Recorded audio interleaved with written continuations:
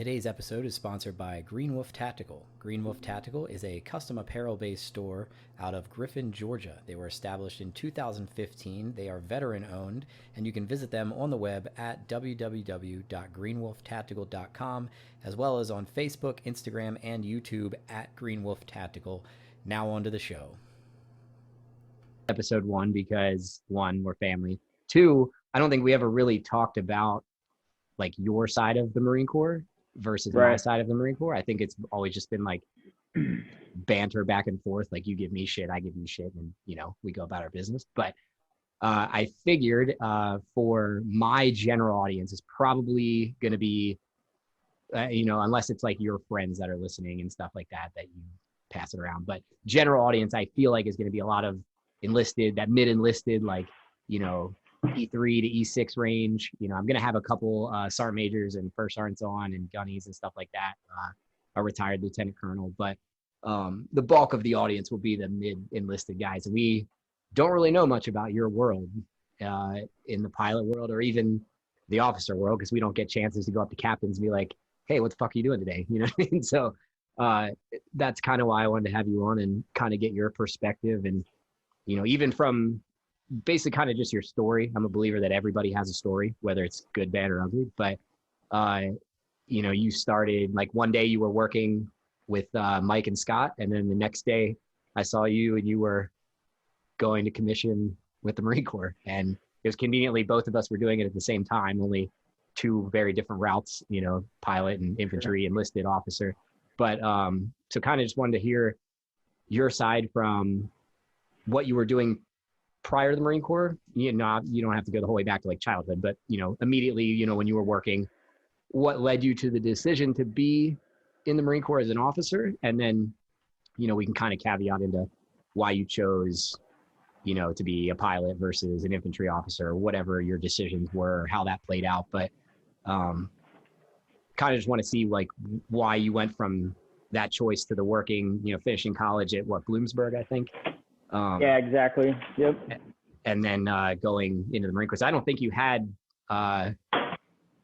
ambitions, right, while you were in college to be in the Marine Corps, did you? No, not at all, man. Kind of a unique story. First and foremost, thanks for having me on. I appreciate it. I hope this goes places for you. I think you definitely have like a unique avenue that you're trying to approach this from. And there's a lot of cool stories out there. I can't promise you I'm going to be one of them. I think I said the other day when you said these things usually go anywhere from like an hour to 2, I can promise you I'm not that interesting and I don't have that much to say. But we'll kind of start from the beginning, like you said, or at least in college. To answer your question, I didn't really think about the military as a career path. I had gone to college to play sports, to be completely honest. I was a football player in high school. Wanted to continue that aspiration into college.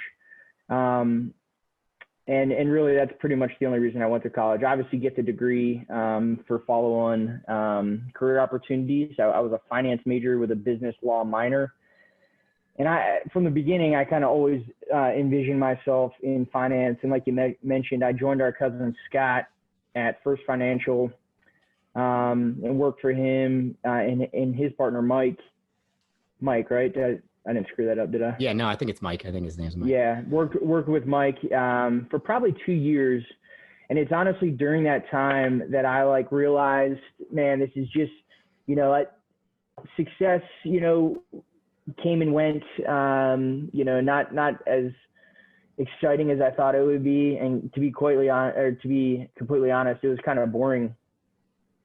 And like, no shit, what led me to making the decision to join the Marine Corps to pursue the pilot route, or in my case, ended up being a naval flight officer, but that's another story that we'll get to. My favorite movie as a kid was Independence Day. And I was like, no shit, sitting in my fucking office, and we can swear on this thing, right?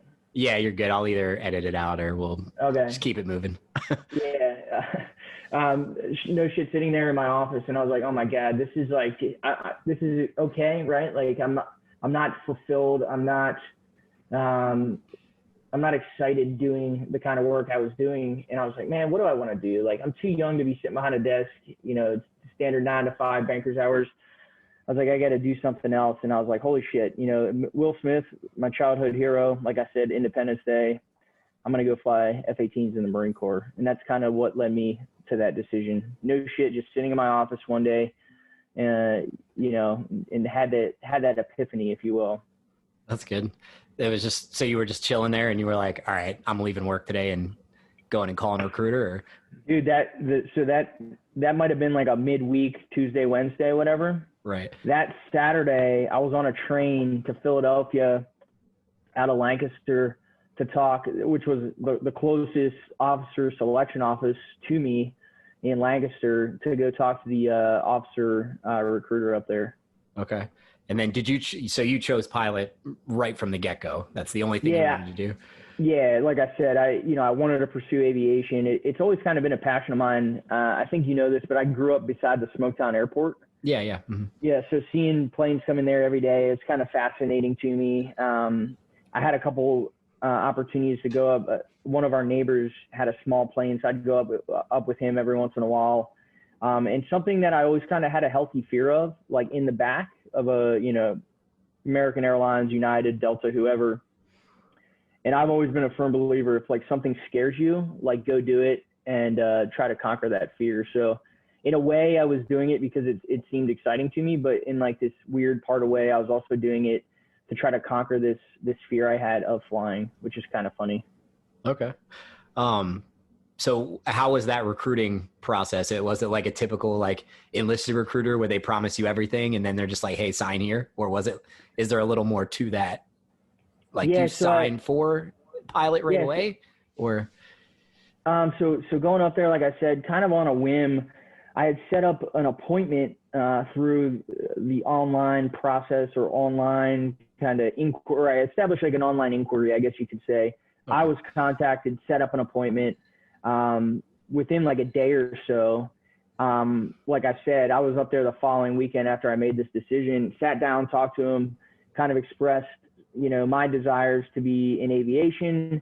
And at the time, so this was 2009, summer 2009, it was not a problem. Like, yeah, absolutely. We've got aviation contracts, can get you started on that.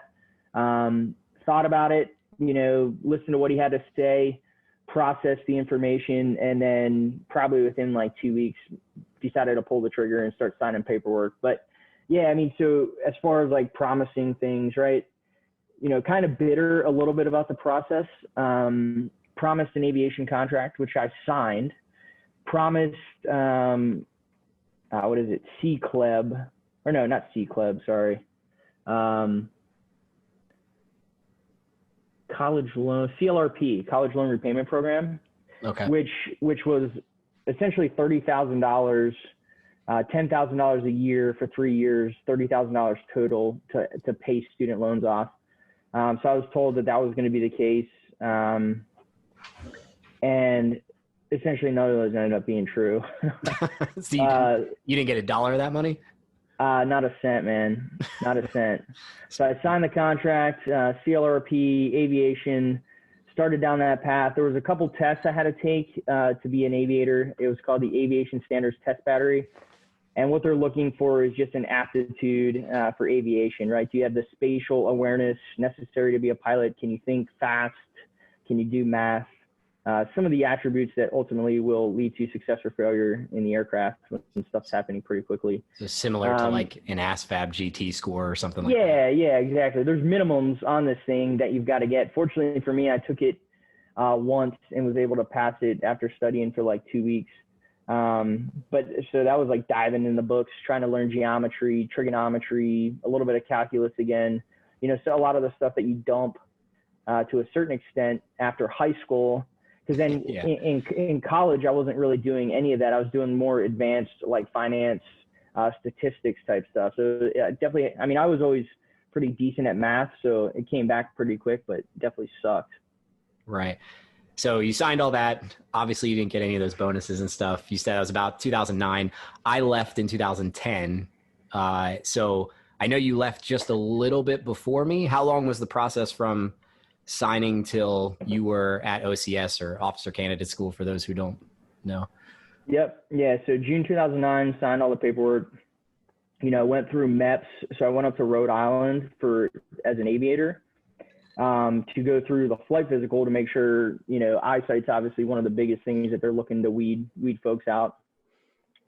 So I went up there probably in July, August timeframe with an earmarked date to go to OCS in October of that year. So pretty quick turnaround, about 3 months to get all that paperwork submitted, Headquarters Marine Corps, get the package approved for an aviation contract.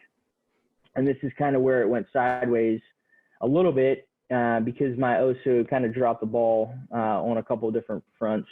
First one was the CLRP paperwork. Never really completed that and just kind of promised that from the beginning. And ultimately, shame on me. I don't think it ever made it in the final contract.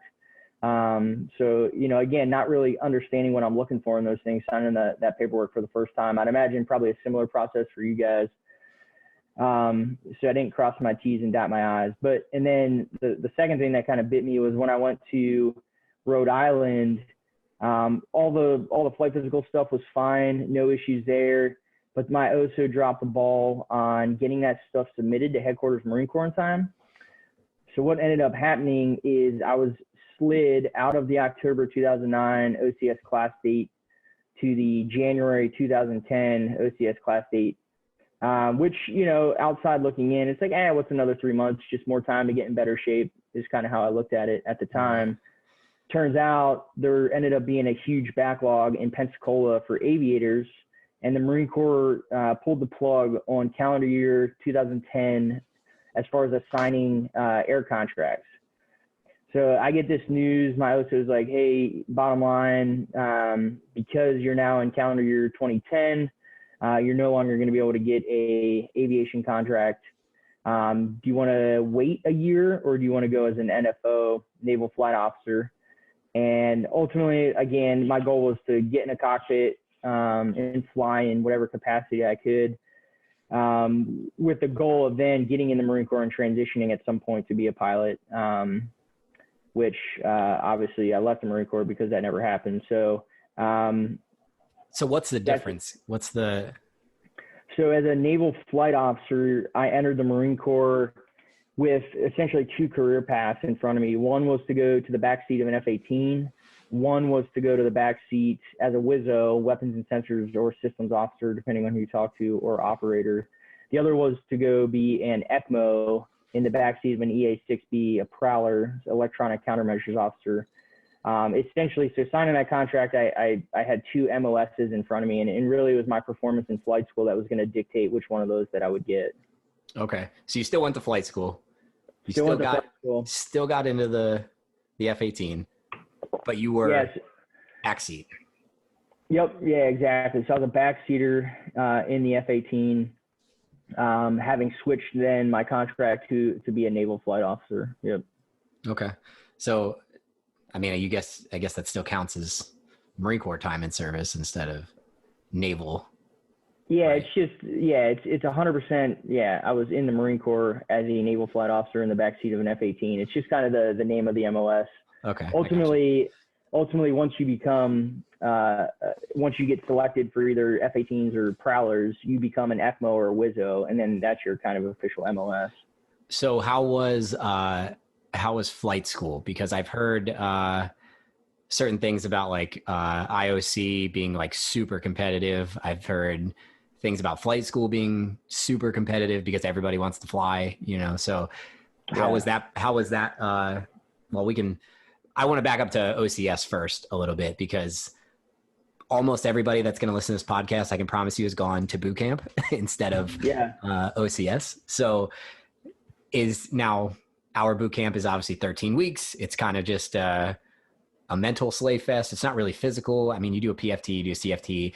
Obviously you do PT in the morning and they, run you around and make you tired, but it's not anything. If you're mentally strong, it's not anything you can handle. There's a lot of shitbags that get through boot camp. But is OCS more demanding, do you think, because you guys are expected to be leaders, or is it pretty lax in?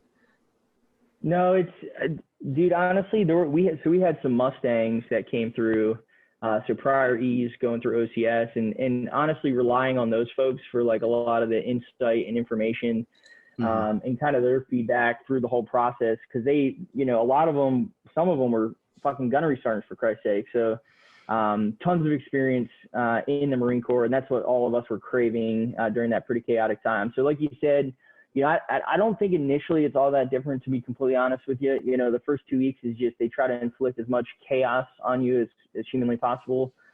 Lack of sleep, constantly moving, PT, the whole nine, while simultaneously taking tests on Marine Corps history and learning rank structure and all these things that all of us are learning for the first time.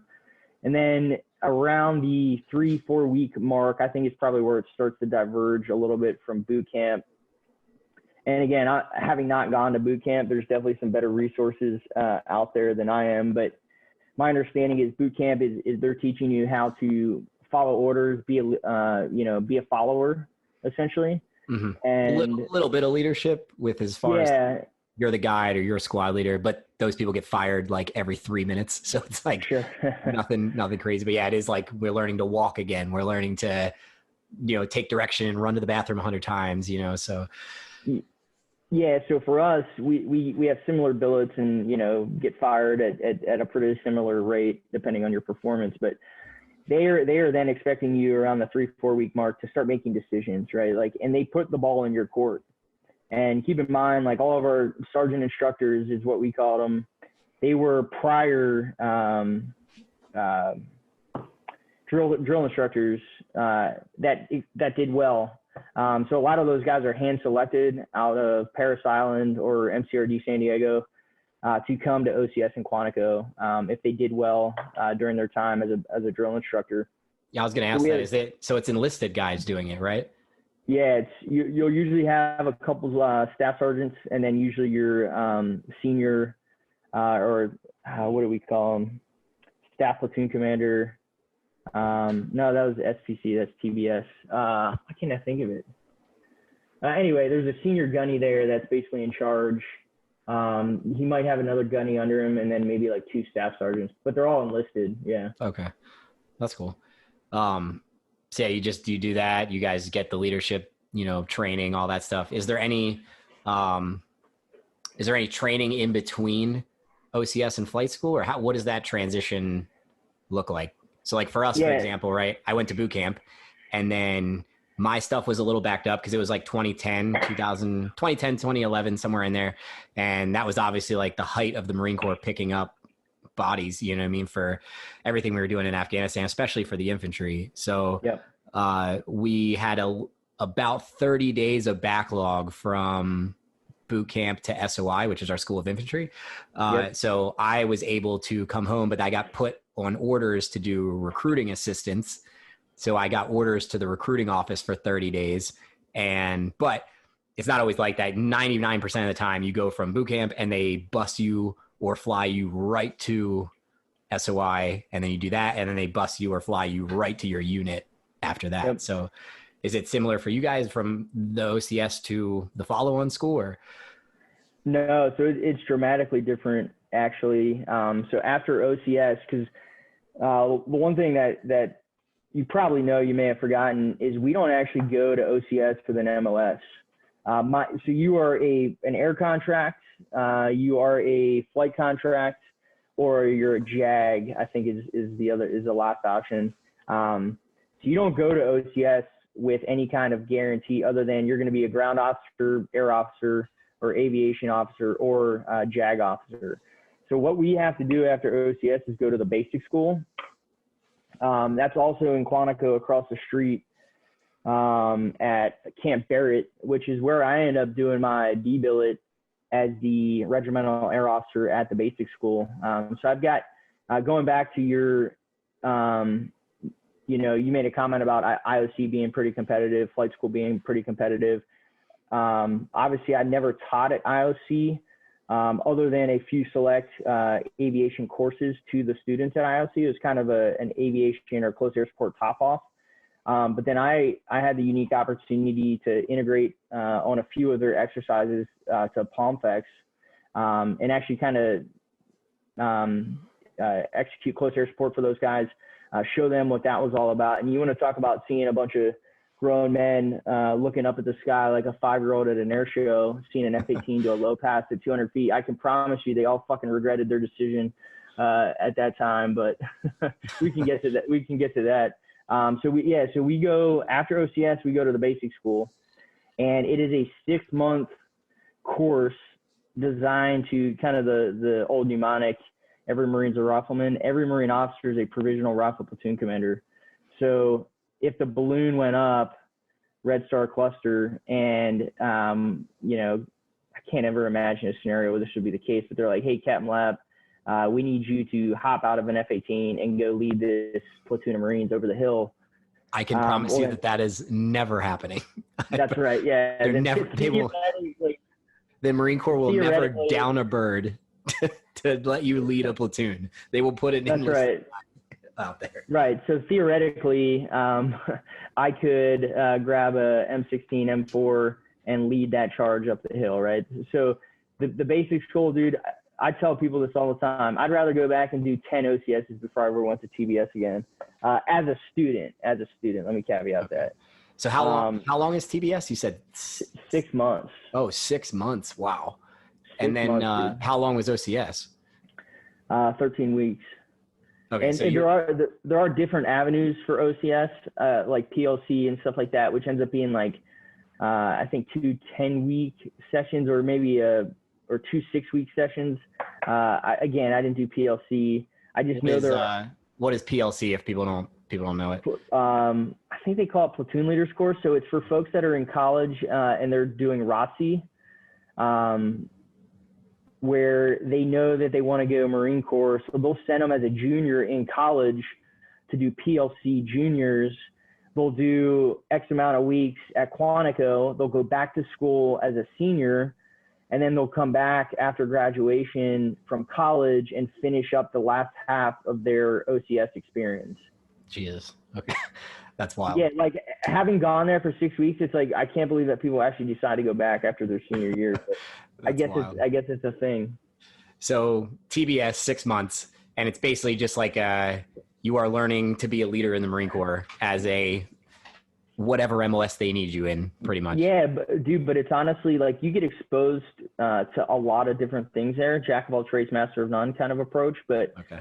Like you are learning pretty much from the basic, from the beginning, land navigation, right? You're learning how to navigate a platoon using like map and compass, like no kidding. I know you guys do land navigation in boot camp, right? It's or is that SOI? Land nav, we do, I can't remember. I think we do a little bit of it at boot camp, but it's like, it's very controlled, I would say. I'm pretty sure we do it. We learn it, obviously, but then we prac app it, air quotes, in like the Crucible. But it's very, very controlled because you're literally like on a path that you're like not allowed to stray from because you have a drill instructor with your group of like 4 dudes. So it's very a lot of one-on-one time. But SOI, because you're a Marine and you're treated more like an adult, but still not quite. But they'll give you, here's a squad of dudes, or here's 2 or 3 guys, and you guys need to go find these points on a map. So it's very watered down compared to the fleet. In the fleet, for the infantry guys, it's a lot, obviously as you take those levels and take those steps up, they make it harder and harder. But boot camp, you think it's super hard. And I'm sure for you guys at TBS, you were like, wow, this is terrible. I'm never going to learn to do land nav. And then you look back and you're like, all right, they literally just wanted me to walk straight for like 200 meters and find this ammo box. But, so it's very watered down, I would say. I don't know how it is for you guys. They always make fun of lieutenants getting lost on land nav courses, but dude, it's pretty intense, man. Like it pretty much goes the entire, like, not the entire period of instruction POI, but you are doing land navigation. I know there's like land nav 1, 2, land nav 3, final land nav. You're doing night land navigation courses. And it is a no shitter there. I mean, some of the points are, clicks away. A lot of them, and it just depends on the card you get, right? what kind of luck you have that day. But it's no joke, man. There's some real terrain out there in the Quantico Highlands. deep draws, valleys, stuff like that. And again, nothing too crazy, but it's definitely a challenge, especially in the summer months when the foliage is pretty thick out there in some places, and it's next to impossible to try to find some of those boxes. But I would imagine it's probably a lot like Camp Lejeune, where they just drop us off in the woods and give us a card as we got off the bus and say, hey, here's the rally point, and we'll see you in a couple hours. Good luck. Blow your rape whistle if you need us. Pretty much. But so land nav, I'm assuming you do weapons classes. I'm assuming you do, it's a lot of, in addition to land nav, because we don't do McMath. I mean, we do McMath, but we don't actually get our belts until we get to TBS. So we go through this TAM belt syllabus, a lot of PT, and essentially how you're evaluated. So, PT is a category, mill skills, which is like land navigation, and then academics. So it's very heavy on academics as well. And you kind of progress, and you start out, fire team level tactics, eventually working up to squad. And then eventually you do some company, I want to say you do some company level stuff, or maybe fire team squad. And then, no, I don't know if it's ever company. I think that, at the end, it's like a war, and it'll be half company. So 3 platoons against 3 platoons. And I'm assuming none of that helped you in aviation. Well, so dude, so I ended up going through TAC P and became a air controller. So, understanding some of that stuff, land navigation, reading a map, all that stuff paid dividends when I went through that course. So it did come back, and it has helped in, several different areas. SEER school, to name one of those, where you're actually doing a lot in land navigation, and the Marines always kind of rise to the top when it comes to that stuff. So at the time, probably one of the worst experiences of my life, because I was like, man, I just want to get down to Pensacola. But at the same time, I try to be a part of the team. Of course, I get stuck to carry the 240 Bravo, right? Give the air contract to 240. That's fun. That's a good one, right? Give it to the guy who's never going to carry this, or the small. That's right. Yeah. So we're doing 6 milers, 9 milers, 12 milers. We have a 15-mile graduation hike. And I'm sure, right, like you guys are doing hikes and shit. It's exactly. Too, it sounds exactly like boot camp, honestly, because we do all of the stuff that you're doing in TBS at boot camp. Now, is it a lot more watered down? Like I said, yes, because they literally don't let us leave their site, where I'm sure you guys are treated a little more like adults, but, we do the hikes. We get I think our graduation hike, at SOI anyway, we had to carry the 50 cal, we had to carry the 240, but you really just give those to the machine gunners, because we're like, here, you're fucking doing this for the next 5 years, so you can figure it out. Yeah. But and honestly, the big thing about the basic school is especially when I was there as an instructor, you kind of understand some of the why.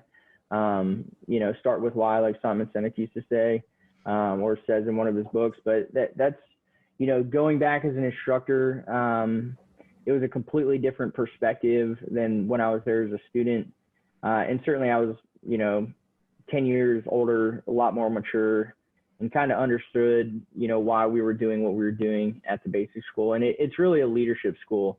We're teaching lieutenants how to get in front of a platoon of Marines for the first time as either a second lieutenant or first lieutenant, and be able to stand there and confidently speak to a group of young men. That ultimately you're trying to convince, hey, if the time comes, I'm going to need you guys to go out there and risk your lives in defense of our country in whatever capacity that we're called upon to do. So it is no small task, and we try to emphasize that on the lieutenants.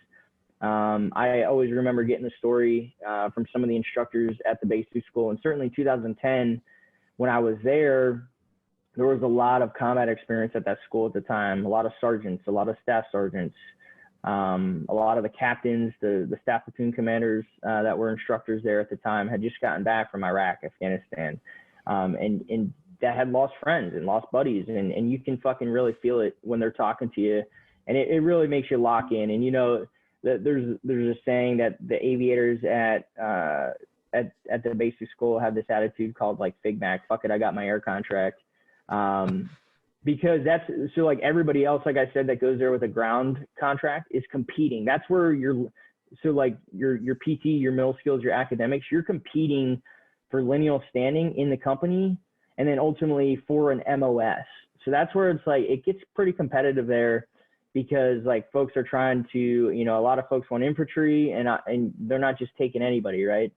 And then they've got this whole like thirds discussion where, you know, they're trying to do a quality spread across the MOSs, you know, where they're taking dudes from the top third, middle third, bottom third, and sending them to infantry. But we all know that's not necessarily the case. You know, there are certain allocations in each third for each MOS.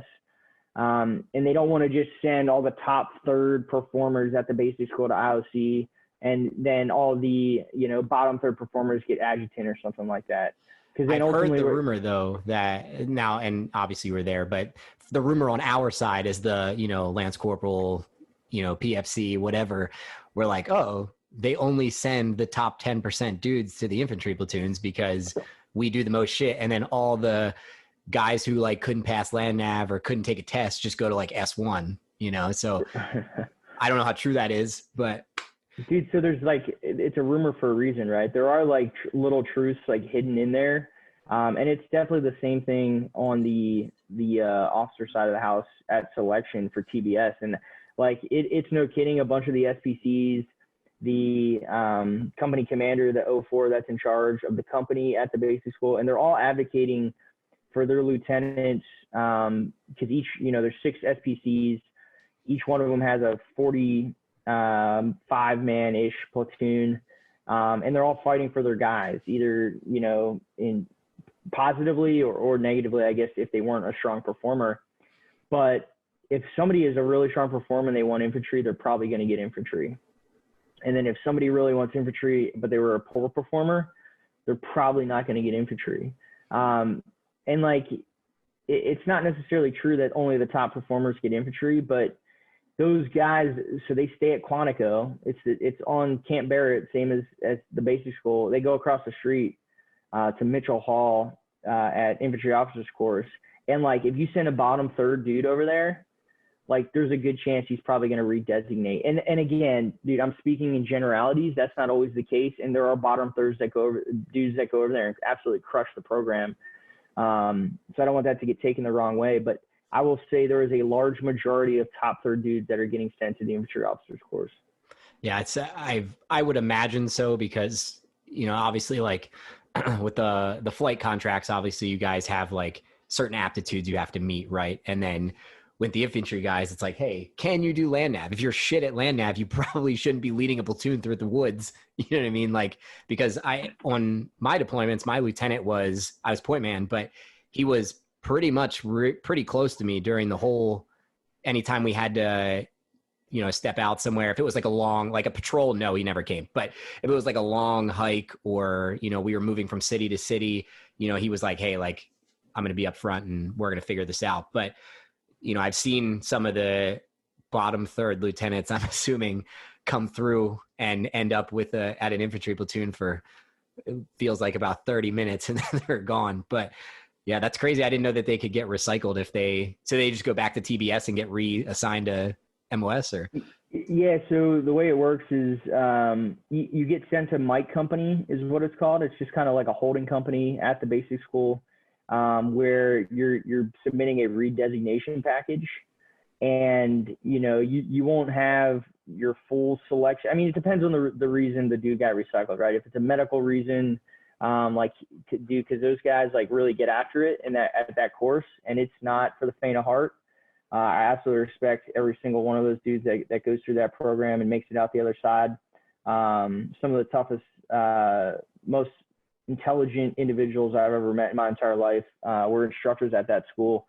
And like, it is not for the faint of heart. So if you go over there and you get redesignated or you get rolled because you got medically separated or you got hurt doing something, you know, man, that's no reason to be ashamed or to hang your head. So those guys will have a pretty favorable reselection if that's the case, or redesignation.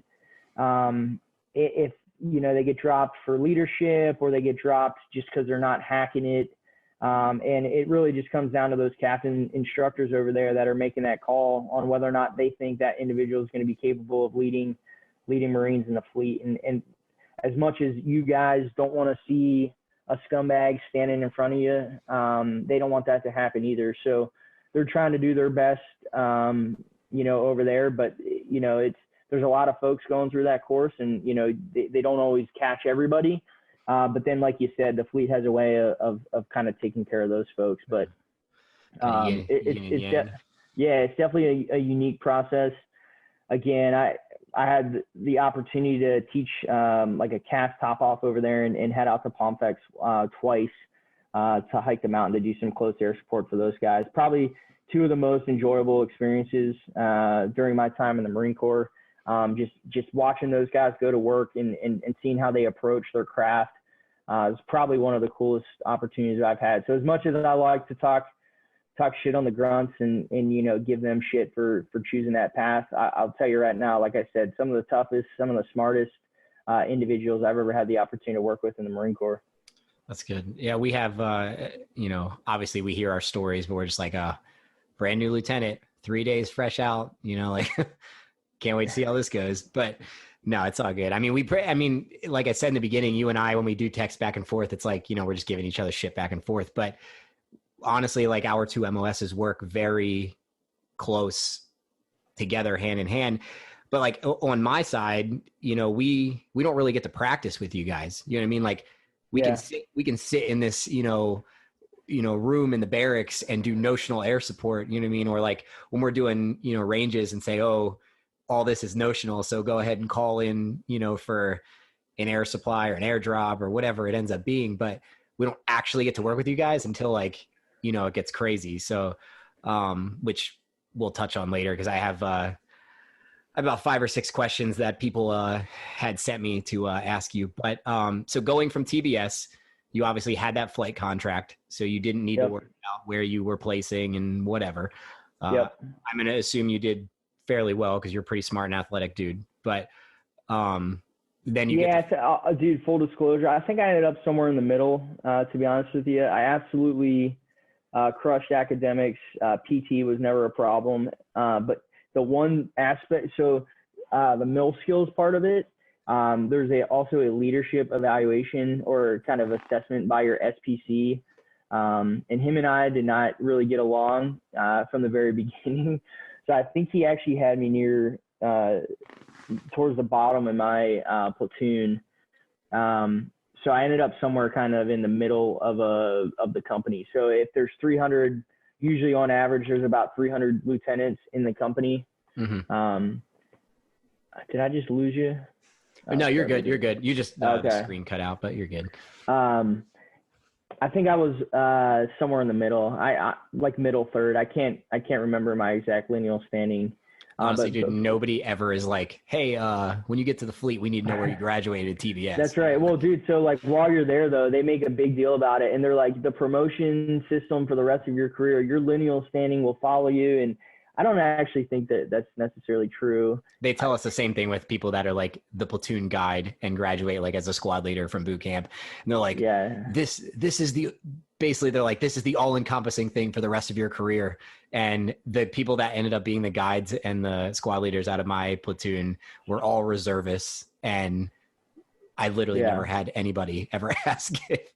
Yeah. And the reality is 2 years after commissioning, you become a second lieutenant or first lieutenant. That happens no matter what to everybody, unless you get like a DUI or something stupid. And then essentially 4 years plus or minus a month, you end up becoming a captain. And that's automatic as well, essentially. Only after 03 does it start getting more competitive, where they're now only selecting a handful of folks. But again, at that point, I don't think anybody actually gives a shit or is looking at your TBS lineal standing. And if they are, it might be like the dude that was number one in your company gets promoted a month before you. I'm sure people have their stories, like, the opposite of kind of what I'm saying, but that's just kind of been my experience. Yeah. So what was, I've never heard anything about flight school. I don't know a lot of people who have heard anything much about flight school. Have you flown like a private plane before going to flight school? Or no? So what they do though, so flight school. You graduate the basic school, you hop in your car, pack up your shit, go down to Pensacola, sunny Pensacola, and that's where everybody starts. It doesn't matter if you're a naval flight officer or a pilot contract. Everybody goes to API at Pensacola. to start. So you get kind of dropped in this pool of lieutenants, just kind of waiting for flight school, lots of tertiary duties and stuff like that. But like flight school is one of the best kept secrets in the Marine Corps. It really is like the greatest time I've ever had in my entire life, and I got paid to do it. So you're sitting there waiting, depending on the backlog. Like I said, when I went down there, it was a pretty ridiculous backlog. So I sat there, I think, for 6 months before I started API. And API is Aviation Pre-Flight Indoctrination. And before you do that, you do what's called introductory flight screening or initial flight screening. And that's where you go fly like civilian Cessna 172s to make sure that you actually like flying and you don't get airsick, or you actually hate heights and you don't want to fly. That's kind of where they weed those folks out, so they don't spend multi-million dollars on you to go through the flight school program only for you to get to the end and be like, yeah, actually I don't want to do this. So that's meant to like weed out the folks that know they don't want to fly and kind of get them out earlier rather than later. So you get about 15 hours in a Cessna, and then after that, you get, and this is all run by the Navy. So you're attached to a Navy command while you're doing this. You go to API, Aviation Pre-Flight Indoctrination. It's a 6-week course, and this is kind of where they start washing folks out. So you take 6 exams while you're at API, aerodynamics 1 and 2, flight rules, and navigation, or I think maybe weather and navigation, engines. I'm sure I'm missing something, right, because there's 6, but they're essentially trying to weed out the folks that they don't think have the aptitude to do well in flight school. That's what it's meant to do, is like screen folks. When I went through, the rumor was that the attrition rate was somewhere hovering around 20%. And based on the folks that I saw kind of wash out while I was at API, that kind of makes sense, that it's right around the 20% mark. And then from API, all the WIZOs or NFOs stayed in Pensacola, NAS Pensacola, and then the pilots either went to Whiting Field, which is about 45 minutes north of Pensacola, or they went to Corpus Christi in Texas to fly the T6 aircraft, which is primary flight training. While you're in primary, again, so like the crazy thing is like you're waiting at each one of these schools, for months at a time. Rarely do you just kind of jump from one to the next. So it took me kind of getting ahead a little bit. It took me almost 4 years to get to the fleet. So I was I got to the fleet 1 month before I promoted to captain, which is crazy. Wow. So 4 years essentially going through OCS, TBS, flight school. I mean, and then I was a captain by the time I got to the fleet, almost 4 years after the fact. But when were you at Pensacola? What?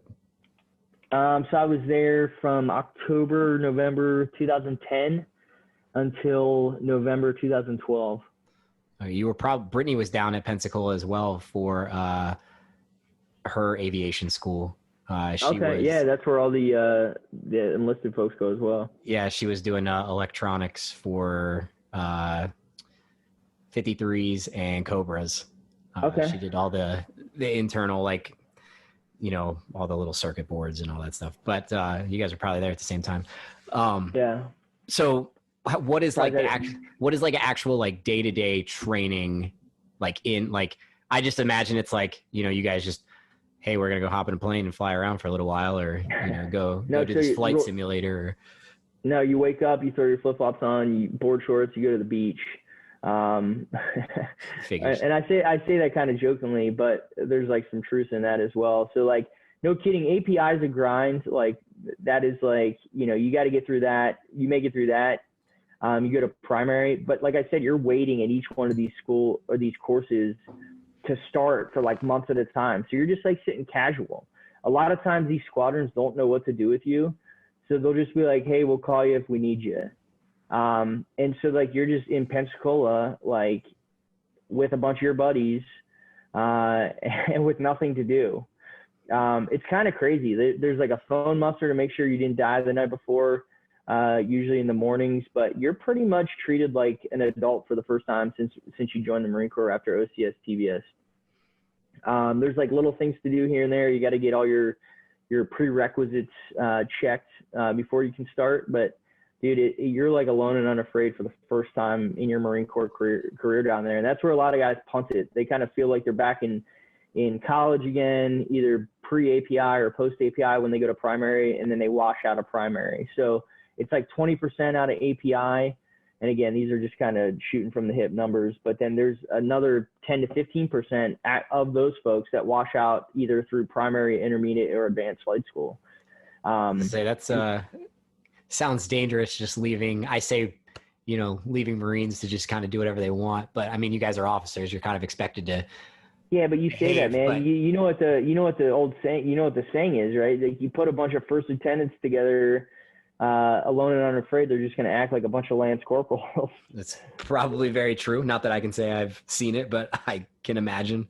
Yeah, so. Dude, it's no different, man. So I had a very similar situation. I went from SOI, and then we were about 2 weeks out from graduating SOI, and they brought in the recon recruiters. And they showed us this super cool video of dudes jumping out of planes and shooting guys on the way down and, doing all this crazy stuff. And like me and like 12 of my buddies volunteered and said, hey, let's go do that. Right.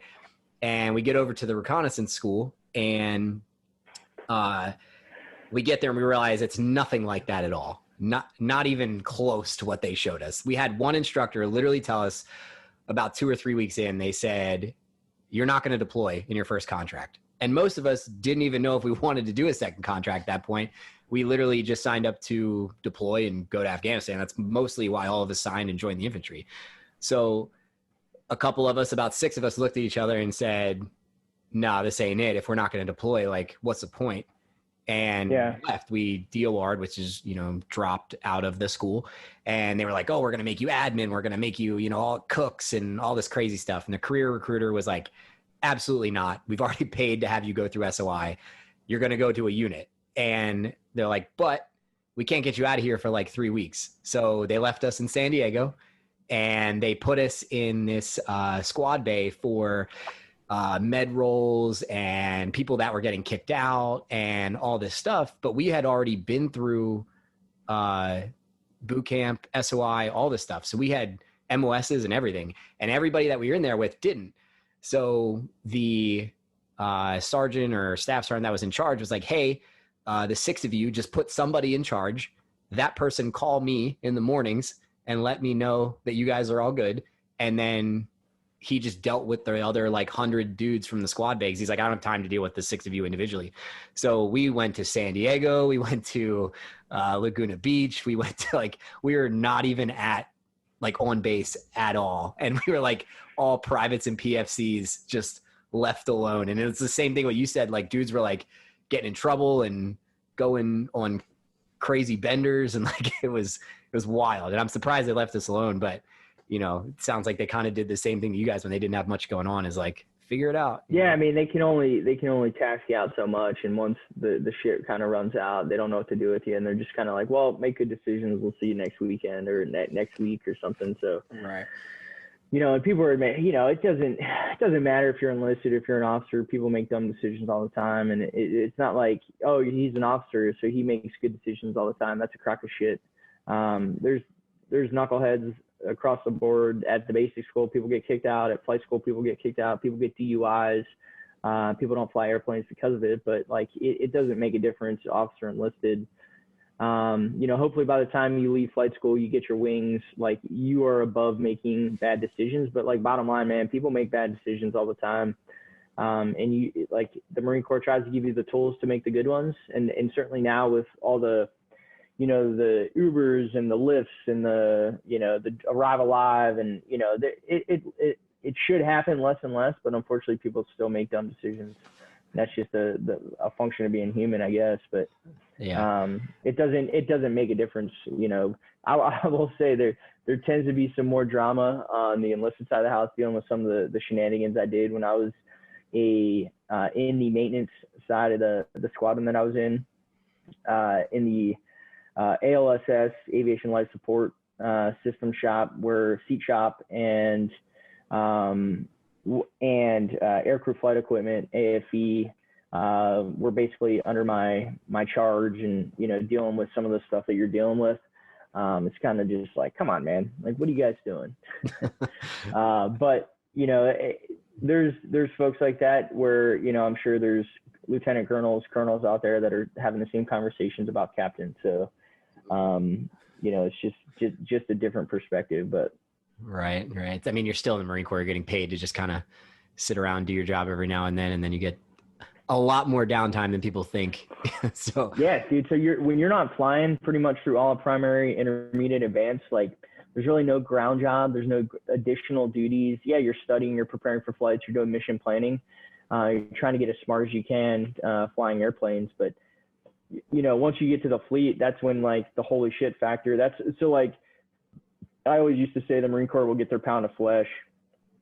So despite having like an obnoxious amount of time to just kind of relax and take it easy through flight school, while I will say it was a grind, right? Like you're still grinding, you're still working hard, you're still, you know, fighting through some of the academics associated with the different phases. And ultimately it's a meritocracy, right? That, you know, if you do well in flight school, you will get your selection of aircraft. So it behooves you to lock in, study. And I studied my ass off while I was there and I did pretty well. And, you know, one of the reasons why I ended up going F-18s, but it certainly is a grind. And if you treat it like college all over again, it's going to catch up with you and you're going to get washed out. Yeah, I was going to say, so the process so obviously you guys have that, you know, again, you were a little different because you had the flight contract, but at TBS, you guys have basically top third, bottom third, you know, middle third. And then you have that again at your flight school, right? For selection of aircraft. So is obviously like, everybody wants to go F-18 or it's not as much of a top, middle and bottom where they're like, well, we got to send bottom dudes to F-18s. It is purely hey, how well did you do? So like they will go down the line. So like after T6's primary flight training, you will select either fixed wing, rotor wing, or maritime. So C-130s are the only option for maritime. And from that process, you will then either go fly, if you select fixed wing, you'll go fly T-45s, which are, no, I'm screwing that up. Trying to remember, and I just taught lieutenants this at the basic school, so shame on me. But after primary, I'm fairly certain that's right. You'll select fixed wing, rotor wing, or maritime. From there, you'll go on to fly the T-45 if you select fixed wing.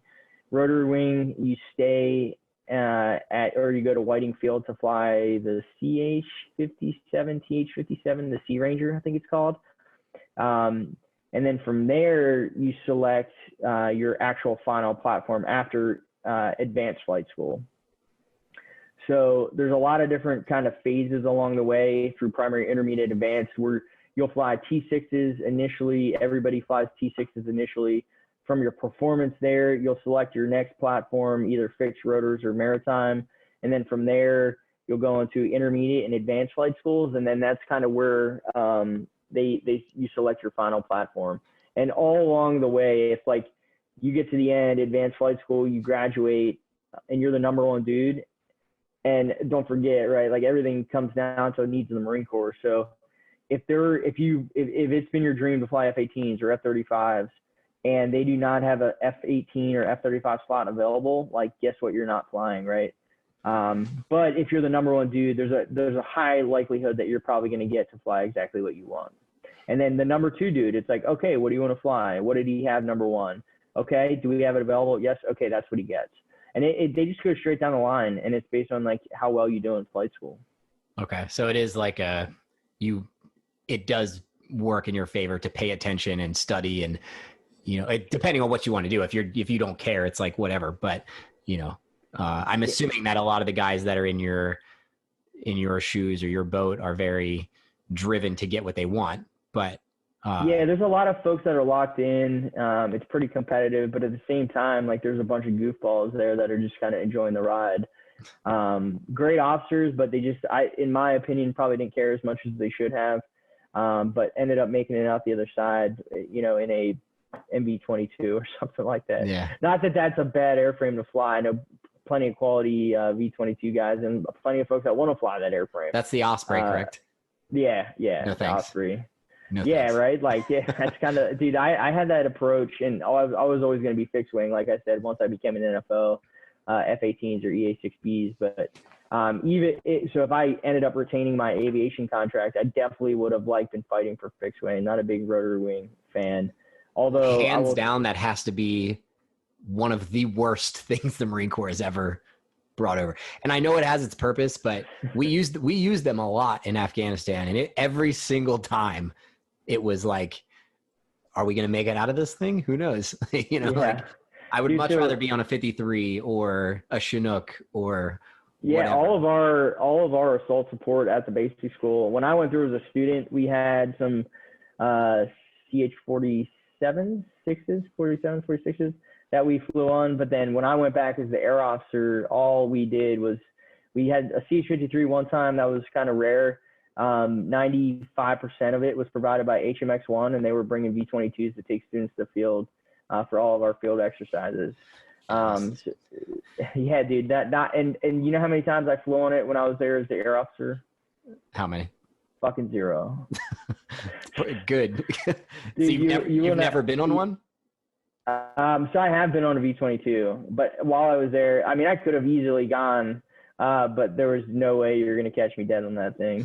Yeah, it's like, well, the biggest issue is like, okay, we're already nervous, right? Because we're going on this op, and they're about to drop us off into God knows where, and we don't know what we're doing, and it's the middle of the night.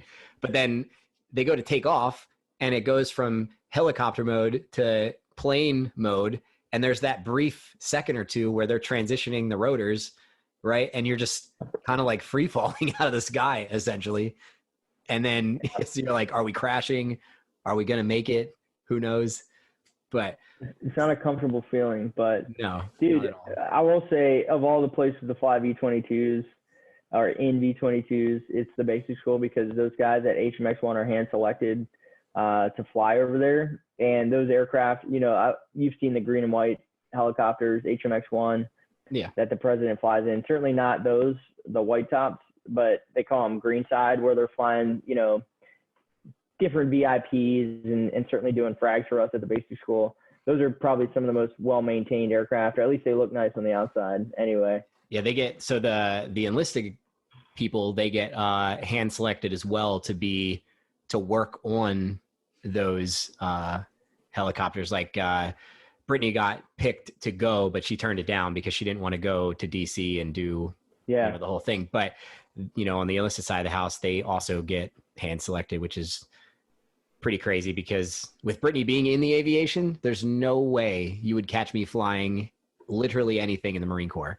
Like hearing some of the stories of how they put things back together for you guys is just, to me, is mind blowing. I'm like, there's a captain that accepted to fly this plane after what you guys did to it. Like, no, absolutely. Because you got PFCs and Lance Corporals and shit working on your stuff. Now, I don't know how it is for fixed wing, but I know the Navy's fixed wing is the same way, thing. Man. It's a special love and trust and confidence that you place in those PFCs, Lance Corporals that you talked about, that are out there fucking sweating their asses off on the flight line, turning wrenches.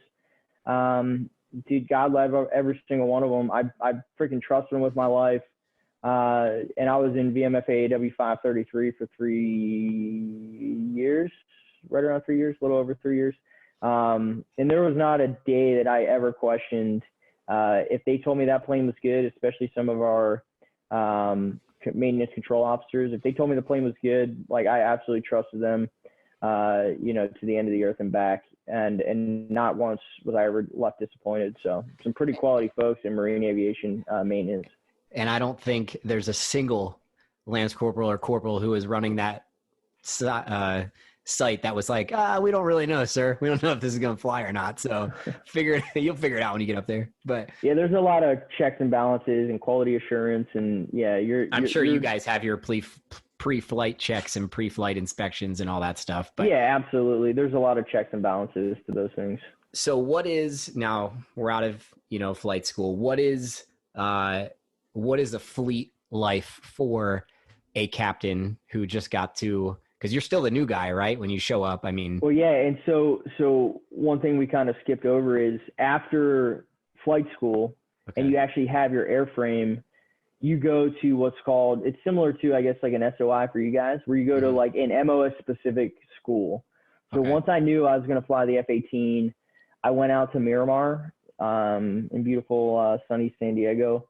And I was out there for another year and a half learning to fly the F-18. Okay, so you don't go from flight school to the fleet. You have this other follow-on school. Yeah, and it depends on what you select. So, like I said, Hornets was probably one of the longer schoolhouses at the time. You could end up in the fleet, in a few months, depending on what you selected. Again, fixed wing usually is a little bit longer than rotary wing, at least the pipelines are. So I had to do aircraft specific, we call it the Fleet Replacement Squadron, FRS, or Replacement Air Group, the RAG, where you actually go and learn on your type model series, like selected aircraft. Okay. So how long is that schoolhouse from there? For me, it should have been as a WISO maybe 10 to 12 months, but ended up being 18 months. Like I said, waited out there, had to go to SEER while I was out there. That was one of the questions that got brought up to me, was to ask how pilot SEER school is, or if it's the same as what some of the SF guys or SEAL guys go through. So I can't speak for the SEAL folks, just because I think they do an entirely different, like segregated program. But dude, there were Marines from MARSOC that were going through SEER when I was there. It was about half pilots, some folks from MARSOC. You're intermixed with like a lot of the Navy folks, because again, SEER is a Navy schoolhouse. Okay. And women, men, enlisted, officer, MARSOC, aviators, you name it, depending on what you were going to do for your follow-on MOS, like you could find yourself at SEER school. So, and we get treated all the same, and arguably it's, I mean, minus like probably the most junior enlisted individual there and senior officer there. Everybody else in the middle is kind of like the gray man. Being number 2 or 3 senior sucks as well. But they definitely pick on the most junior, and they definitely pick on the most senior. And those are the folks that usually get it pretty bad. Oh yeah. That's cause it's enlisted guys running it, right? Yeah. I still to this day see this one guy's face. Fucking terrible. That's their time to mess with the captains and lieutenants and whoever's going through there that they probably don't on a daily basis get to yell at. But so what is that school like? What's the, like, everybody's like, oh, you get put in boxes and you get like land nav or whatever, but what's the truth behind SEER school? If you can talk about it. If you can't talk about it, then whatever. They make you sign a non-disclosure agreement. So there's not a whole lot that I can get into. Like I said, you learn basic, land navigation kind of all over again for some of the folks that didn't have it. Fortunately, like I said, having gone through the basic school is something I was pretty good at. So you do a lot of ground school on the law of the Geneva Conventions. The code of conduct is really what the schoolhouse is centered around, like understanding the code of conduct, and if you're captured, different techniques to avoid getting beaten, for example, or, there's just a lot of different techniques and goodness that they give you, and it revolves around the code of conduct. And then the second half of that school is you basically get field experience. So you go out, you do land survival, living off the land. And then after that, it kind of gets a little chaotic, and that usually lasts anywhere like 2 to 5 days. We'll call it that. And then, there's different techniques that they give you throughout that process to help you learn and survive and evade and resist and escape. But yeah, we'll leave it at that. And how long is that schoolhouse? Are you allowed to say that? How long it is? I think it's like 2 weeks. Okay. Yeah, I won't. As much as I want to, I won't press at it. Yeah, dude. I will say this though. It is outside of the basic school as a student, which I didn't really enjoy. This was probably the most miserable experience of my life, where I while simultaneously being the best school I've ever gone to.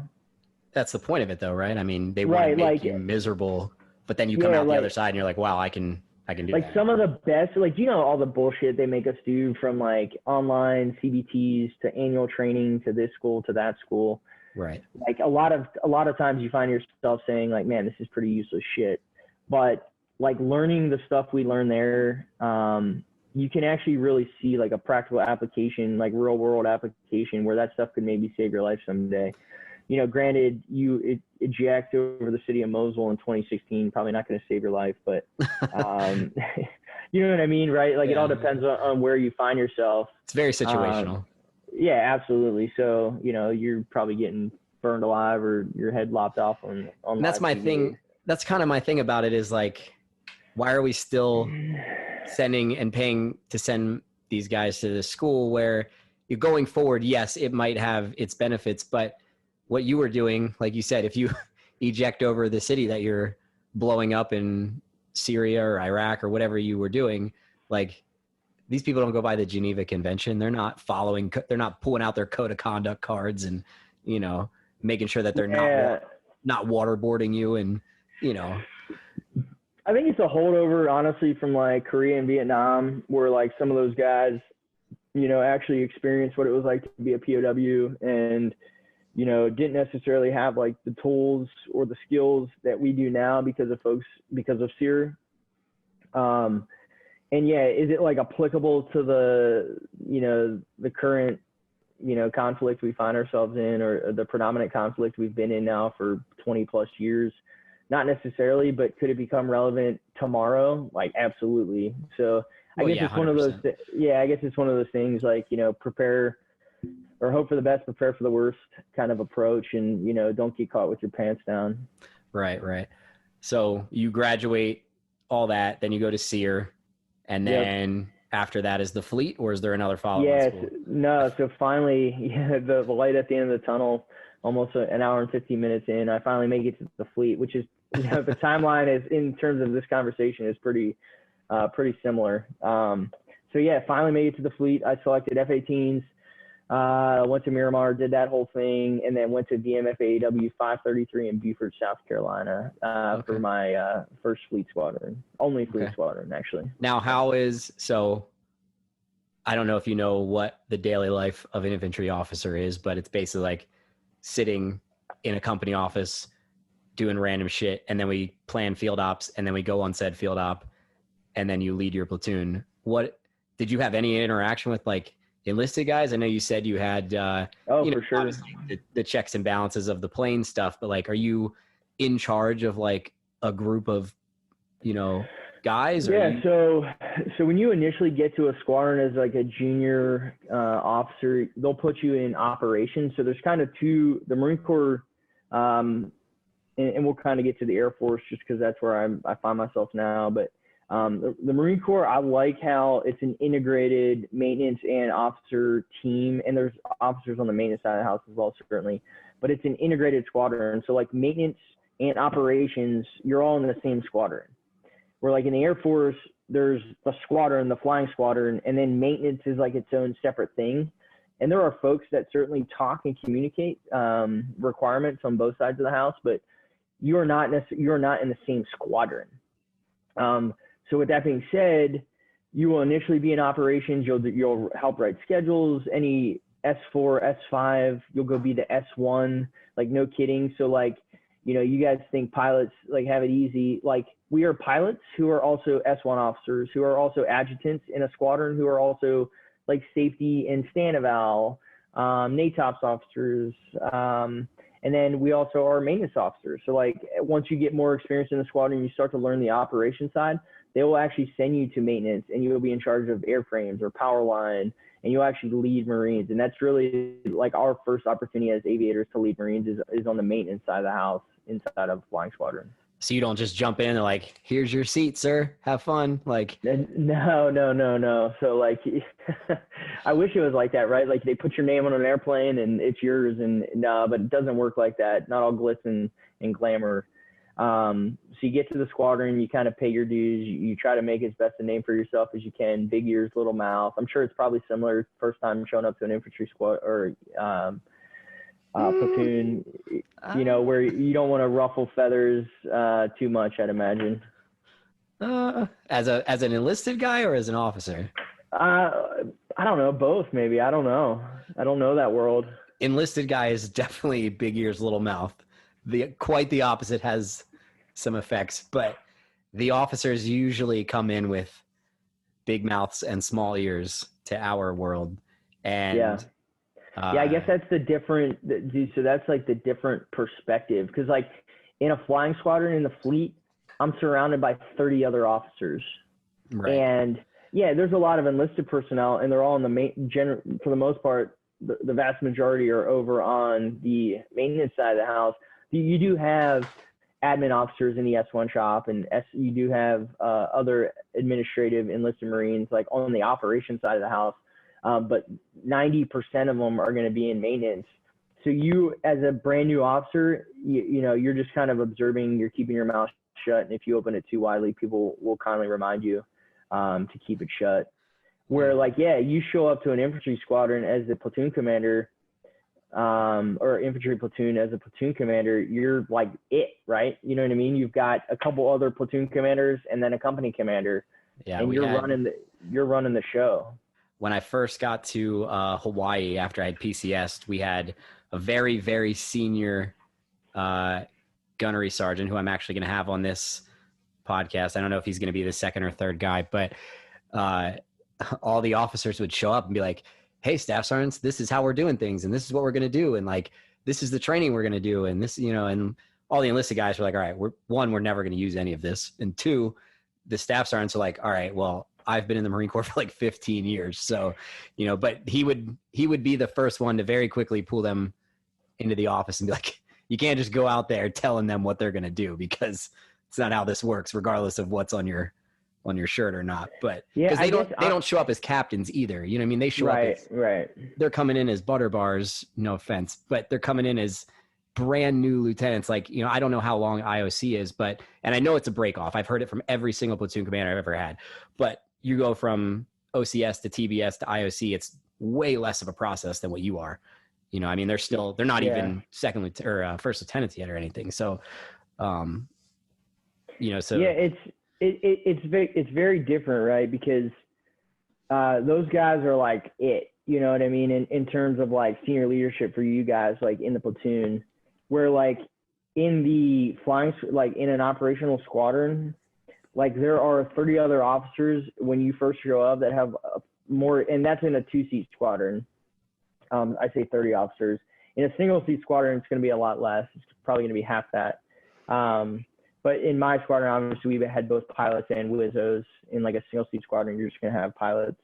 But yeah, I mean, you're expected to be seen and not heard, bottom line. So you have this MOS that you just finished flight school with, right? And then they're like, hey, you're the new guy. Have fun at airframes. You're going to, you know, do that for a little while. And they eventually are like, oh, hey, we have this captain over here in airframes that is, you know, ready to go. Or how does that process work from going from that to getting promoted up to, I'm assuming it's like a promotion, but getting promoted up to, hey, this is your plane now. You know, you're expected to. Well, so like you'll when you get to the fleet, you'll fly. Like, make no mistake about it. Like your primary job is to fly and employ that aircraft. And maybe I did a poor job of explaining it, but like what they won't do is put you in a maintenance shop in front of Marines. They'll put you in operations where you're mostly surrounded by like other officers, and you're kind of learning the ins and outs of the squadron while learning to employ, like you're still learning to tactically employ your airframe. And then as you gain more experience, let's say year 1, year 2, you've demonstrated that you're not an idiot. You're good at employing the aircraft, and you're a quality dude that they want to put in front of enlisted Marines. And you still have interaction, even if you're not in maintenance, with all of our enlisted Marines, because every day you step to an aircraft, you're getting that jet that's signed off by those same enlisted Marines that freaking turn wrenches on the flight line for you. So you're interacting with those guys all the time. You become pretty close knit. You know, there's maybe 250 to 300 Marines in that squadron, so it's enough, but it's not too much where you don't start to learn everybody's face and name after a while. And then once you've demonstrated, okay, like you're not a shitbag, that's when they'll send you to airframes or to Powerline or to ALSS, and they'll put you in charge of those said Marines. And then you are the OIC of the shop. Very different from kind of what you just described, though. When I go to that shop, like I am not an airframes officer, right? Like I am not a Powerline officer. I didn't go to school for that. I don't know jack and shit about it other than what my NATOPS tells me about it, which is basically our Bible of how the aircraft works. And so like I am leveraging the experience and expertise of my staff NCO in that shop to tell me what how it works, right? Like, so I'm not going to come in there and make decisions without first talking to him, and making sure what I'm about to say doesn't sound like I don't know what I'm talking about, where it sounds like almost the opposite is true, on the infantry side of the house. So we are taught like, hey, leverage the experience of and so are like lieutenants. And I know that for a fact, are taught like leverage the experience of your staff NCOs and your senior enlisted, because those are the guys that are going to dictate whether or not you're successful. And that's 100% true every single time. It is. I know they come in with I know they have that knowledge, right? And I know some of them though want to kind of like a dog assert their dominance, but yeah, it usually lasts for like a week maybe until they're like, wow, this is what the fleet's like. This is terrible. Yeah. Nobody listens to me.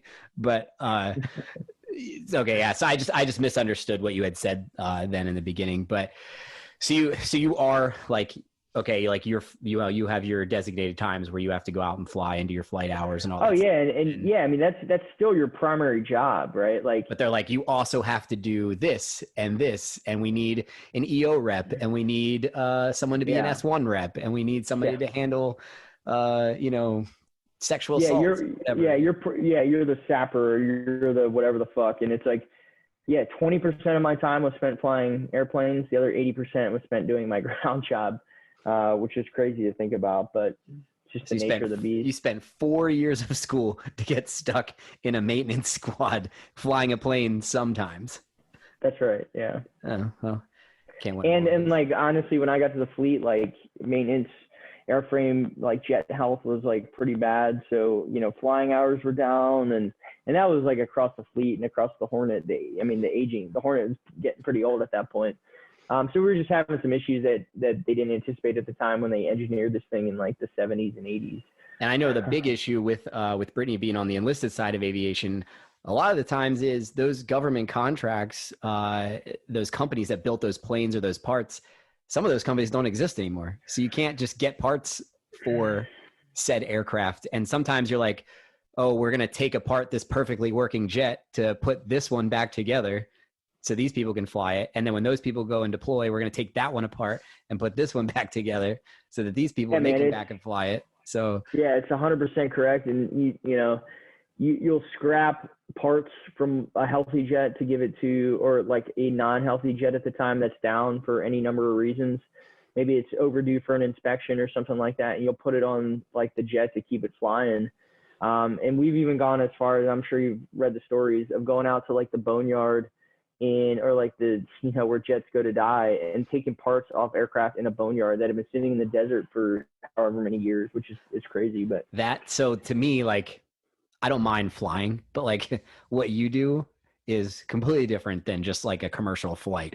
But there's no way if the pilot on like United Airways was like, yeah, we took this engine out of that plane over there in Arizona that's been sitting out there for 6 years and it works all right, I guess. There's no way you would get me on that plane. But yeah, so like it's not really engines they're doing that shit with, but yeah, you bring up a good point. Like it's like some of the smaller stuff that they just don't manufacture anymore, that they just don't have any more of. Like you said, like the niche parts in who knows where, but like they're still for the most part making engines. They're making major components into like the little things they don't have access to anymore, that they're usually pulling off. So it's not necessarily going to affect, you would hope not, the structural integrity, the engine, or like anything that's really going to get you in any kind of serious trouble if it goes wrong. I say that in a joking manner, but like it is the Marine Corps, and I wouldn't put it past them. It's like, hey, we don't have the budget because we're not the Army or the Air Force, so figure it out. That's right. But I know the big thing with Brittany wasn't fixed wing, she was rotary wing, but I know the big thing with them was a lot of the probes for like the RAS probes for like refueling and stuff, and then the joysticks and stuff was like their big like, we can't get these anymore, so yeah, we need to have people welding and fixing it and making their own and all this stuff. But so you go from that, you do that, and then how long are you in the fleet until you do your first deployment? So I got to the squadron in May ish of 2014, and we were set to do a unit deployment, a Westpac, a UDP in September of 2014. So about 6 months. Okay. So And just the in that 6 months, we did a EAS, which is external air support to WTI, which is kind of like our big exercise that we do in the Marine Corps, almost like an ITX on the air side of the house. Okay. Where you, and in that capacity, we were only providing external air support to the schoolhouse, but we're still integrating with all their offensive air support, their close air support, defensive counter air, doing a lot of the different things in getting our mission essential tasks, which we call them METs.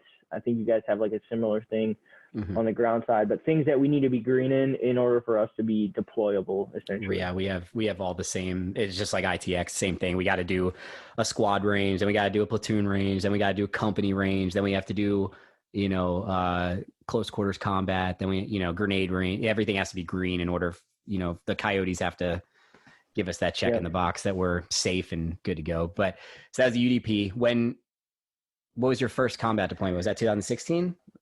Yeah, 2016. Yeah, so did the UDP September to March.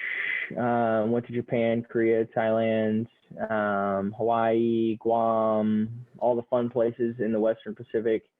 And usually it depends on the squadron. Usually deployment to dwell at the time was about 1 to 1.5. So we'd be gone for about 6-7 months, and then we'd be back for about 15 or maybe almost 2 to 1, approximately about a year and a half before we'd be out the door again.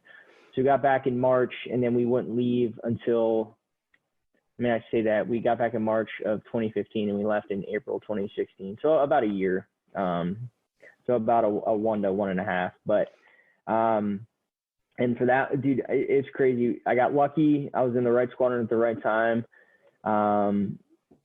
So in April of 2016, we left for OIR, Inherent Resolve. We were flying missions out of Isa Air Base, Sheikh Isa in the country of Bahrain, or the Kingdom of Bahrain, sorry. And doing good work out there in the fight against ISIS.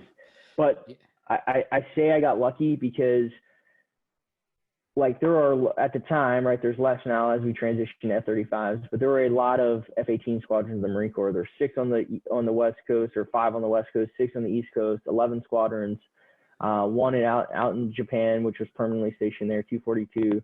But we were, at the time, from basically 2014 to when we went out there in 2016, we were alternating 6-7 month deployments with AV-8s out to Bahrain, so Harriers.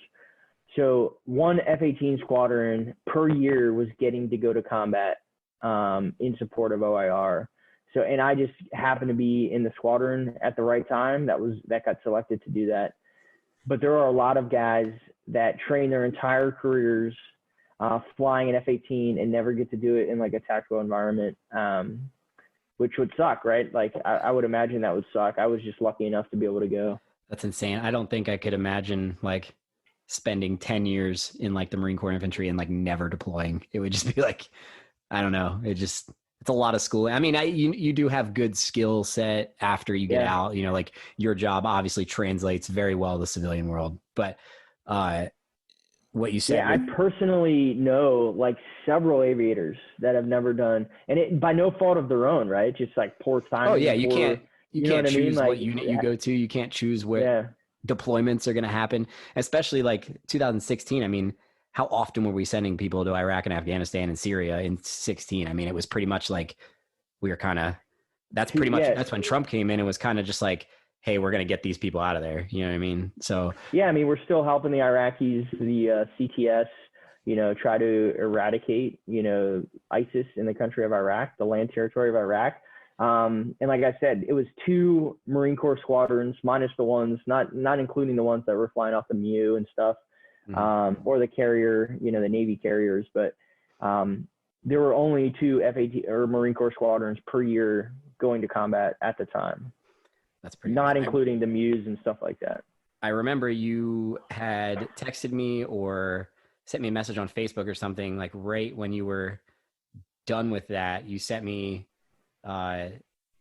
you told me that you had like some crazy bombing of a convoy or something. I Dude, tried to look it up on that site, but I was like, man, I don't know the exact date. And there was like, you guys were doing airstrikes like every day. yeah, dude, the funny thing about like being able to go on this deployment is in December of the previous year, 2015, I tore my ACL. I ruptured my meniscus and tore my ACL playing flag football with the Marines. And so like anybody that's gone through like ACL, not so much of a big deal as the meniscus is, but like you essentially are on crutches or you're restricted to crutches for 6 weeks. And I was like, so I ruptured it December, got the surgery end of December. So, you know, essentially January 1st, basically, between Christmas and New Year's, and then started doing like pretty serious, like physical training, PT to try to get back. So I could, because in aviation, you're either up where you're physically healthy to fly or you're down, you're not physically healthy to fly. So I was down for like 3 months. And which like 3 months is an aggressive timeline to have like a fully functioning leg in order to get an F-18 and potentially eject and have to survive and evade. But so I went to go see my flight doc like 2 weeks before our deployment. I was like, hey doc, it's like now or never. Like I need this up shit. I need to be up, right, instead of down so I can go in this deployment. And there was like this waiver, this ACL waiver that I had to go through. And I only bring this up because like I still remember it to this day, and it's probably why my knee is like jacked up as we speak. But he had me like 3 months post-op hopping on my bad leg and doing like what do they call them, like pistols, which That's like one-legged squat. Yeah, dude, like fuck that, like so dumb, right? That's probably one of the dumbest things. As my leg is like just like shaking, I'm like, oh yeah, doc, it's good to go, like I'm fine, right? Like no effects. And sure as shit, like flew that entire fucking deployment with like a fucked up leg. But I know as the deployment progressed, right, like I did some independent PT and I got it to where it you know, it should have been. But those are hard to do when you have a healthy legs, dude. Yeah, and dude, it wasn't quite that crazy. It was like, you know, you're not going all the way to the floor or anything like that, but you're like, the expectation is like you're able to do not quite 90, but like you're going pretty low. And they let you kind of hold on to the table as you kind of do it, but like that's still like a no shitter. But anyway, lucky enough to deploy and go over there. So deployment schedule for an officer? I will tell you the rumors from the infantry side of the house. We get told you guys have like, you know, your climate controlled rooms, you get like meal carts brought to you guys, and you have to have like 8 to 10 hours of sleep before you can fly. And so one thing I didn't really answer what my day was like before we deployed. Yeah, what was your like day to day? Like yeah, do like yeah, 06 your PT like, and no, not really, man. It's not like, so unit PT in the air wing doesn't really exist like you guys know it does. The expectation is like you do what you need to do to like be healthy and pass a PFT, CFT, right? And dude, like our Marines, like leading up to a deployment, we're doing 12 on, 12 off. Like we have day shifts, we have night shifts. Our Marines are working their asses off. Brittany was like that for her whole time in Hawaii. It was day shift. Everybody wants you to be physically fit. And if you get fat, like we're going to call you out, but like, I'm not holding your hand and taking you to the gym and working out with you. Like the expectation is like, dude, we work you hard enough here, like on your own time, like do what you need to do to be physically fit and ready to go.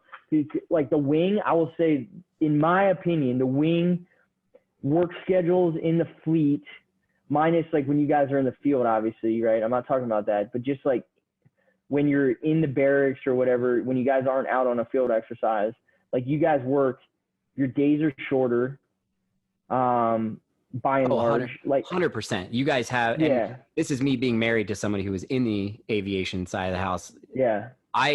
She would come home, or she would, you know, come home for like lunch, and I'm sitting there in like just my cami bottoms, like, and no shirt on, just like feet kicked up at the house playing Xbox until somebody calls me to tell me to be somewhere. You know, until we went to the field, obviously, and then it's like, you know, 24 hours days. But sure, yep. You know, but for her, it was like, I got to work night shift this week, and then the following week, like she would get done night shift on like a Sunday, and then Monday morning she started day shift, right? So it was like, Dude, it's a grind. Like the wing is a grind, and like we work our people to death. And you know, it is what it is. You got to have healthy airplanes, and if you don't have healthy airplanes, you can't do your mission. So everything revolved around like bringing those maintainers in at all hours to make sure we had healthy airplanes. Did you guys do the day and night shift as officers, or do they like? Oh no. So what we ended up doing is we would have a night maintenance officer. So when I was in maintenance, there would be one officer a week. So like I'd have my night maintenance officer week, and I would be there basically all night from 1600 till 07 the next morning. Okay. So not terrible. I mean, you're basically doing regular officer stuff. I mean, are you there when you have the day shift? Are you there? No, you don't go. No, you don't go in until like 1600, and you brought up another point about your crew rest and do you need a certain amount of time off, and there's I mean that's just the reality, right? Because like, do you want a tired aviator dropping bombs in close air support of your platoon like as you move through X country in the middle of the absolutely not. You know what I mean? Like, so like there's like you need to be well rested. There's a lot of rules associated with like how long you can fly, when you can fly. If you're flying past midnight, it gets reduced. But then when we were in Bahrain and we were flying combat missions, I think we had one day off for maintenance to help our maintenance kind of recover a little bit. But then we were flying 6 days a week, usually 2 lines in the morning, 1 in the evening, or 1 in the morning, 2 in the evening. And I say 1 in the morning, 2 in the evening. Like we had 12 on, 12 off out there. So you're either day page or night page. When I first got out there, I was day. So I was working from noon to midnight. Okay. And then at a couple months into it, I transitioned and went from that shift to the midnight to noon shift. And we were probably flying anywhere from 2 to 3 times a week when I was out there. And then when you're not flying, you're just kind of studying, helping the guys that are flying prep their mission and stuff like that. So what's a typical flight time for you guys? Is it 30 minutes? Is it an hour? Is it 2 hours? Is it 20 minutes? Yeah, when you're doing training in country, like in CONUS, you're flying anywhere from like a 1.0 to a 1.5. In country, when you're doing 3 CASFLs, you're flying a 2-hour flight up the Arabian Gulf into Iraq, potentially Western Syria. And then hour and a half, depending on where you're coming from in Iraq, back. We were averaging, I want to say like 8.0s. That's 8 hours? 8 hours, yeah. That's wild. 8-hour flight. And I'm just equating that to like driving time. I mean, you can drive from Pennsylvania to Virginia and back in 8 hours. Like it's a wild ride. That's a lot of seat time. Especially sitting in a not so comfortable seat. Having a piss, obviously other bodily functions. It's a grind at first, and then you just kind of get used to it like everything else, right? Right. So, I mean, you were second seat, right, in the back. You're not in the controls, right, of flying, I would assume. How does that work? Is there like, what if that dude goes down or has like a stroke or a seizure or something? I mean, do you get... I mean, that's like a real life question. I mean, what? Yeah, you've got an ejection seat. I'll say that. So like, if I pull the handle, we both go. But then you also have hopefully he just passed out or something, right? You have autopilot relief modes that you have access to in the back seat. So you could level the aircraft off or catch an altitude and just kind of fly straight ahead, at whatever power setting that he had set before he passed out. But flying up the Arabian Gulf into Iraq, like you're hanging out on a tanker, you know what I mean? Like you're just flying on a tanker's wing, you're getting gas. Then you get into country, you get topped off, you get some gas again. You go wherever you're going, southern, northern Iraq or into Syria. You provide an hour of on station time for the JTAC. And then you go back, you get some gas, you go back for another hour, you go back, get some gas, go back for a third hour, and then eventually get some gas to go all the way back or get drug out by another tanker. That's pretty cool. So what, I'm trying to think of how to like phrase the question. So you guys are basically just sitting up there, right, waiting for JTACs to call in fire, or are you guys have pre-designated targets, or what was your role during your time? Yeah, so when you're on station providing close air support, you'll check in. So there's like a check-in process. You'll go through, like you'll eventually stop getting flown by the tanker. The tanker, when they're flying with you, is doing all the communication. At some point, he'll hand you off to a DASC, which is essentially like a air support center, providing routing into and out of like kill boxes in said country. He'll give you routing to a specific location in the country. And then eventually, once you get close enough, you'll start talking to the JTAC that's in the targeting cell. So at the time, 2016, we had some personnel, usually SF, like integrated with like some of the Iraqi platoons, companies. But a lot of times you were talking to a JTAC that's sitting in a targeting cell in either Erbil or Baghdad, northern, southern Iraq. And he's looking at a bunch of screens and, making sure I don't say anything I'm not supposed to, but, he's getting information from the Iraqis or from other Americans that are integrated. And then, if a target or a threat presents itself, we'll execute correlation and we'll make sure that we're seeing what he's talking about. And then he'll eventually spin up a Cas9 line to prosecute that target. However, the 1-star at the time ceased fit, and all of our approvals came through a 1-star. At least that was my understanding at the time in 2016. And if he was sleeping for whatever reason, you probably weren't gonna get approval to drop. Oh, really? They didn't alternate it off to somebody else if it was? No, unless it didn't meet if it didn't meet a certain threshold. And I'm sure they had somebody on the floor at all times. It just didn't always seem like that to us, that had the ability to issue a clearance authority or tell the JTAC that he was approved to say cleared hot on the radio. But it didn't always feel that way to us. But I'm sure somebody, like you said, existed, or at least was in earshot, that had the ability to do that. What was your first oh shit, this is real moment with you're in country, you just spent six years doing schools and workups, and then you do this 6-month deployment, right? You just spent all this time. What was your first oh shit, we're about to go? Yeah, so the first combat flight I had was pretty anticlimactic. We ended up dropping one bomb, but then the other one, it hung. And when I say we had hung ordnance, it just didn't release. Our CAD didn't fire for whatever reason. The bomb got stuck. So then there's all these procedures associated with hung ordnance. It was actually kind of pretty shitty. And then the second flight, and again, keep in mind, I had been med down for 3 months before deployment. I had 2 flights before we left. So this is my 4th flight now in the last 4 months, 5 months. So I had enough flights where I became current in all my stuff again after going down, but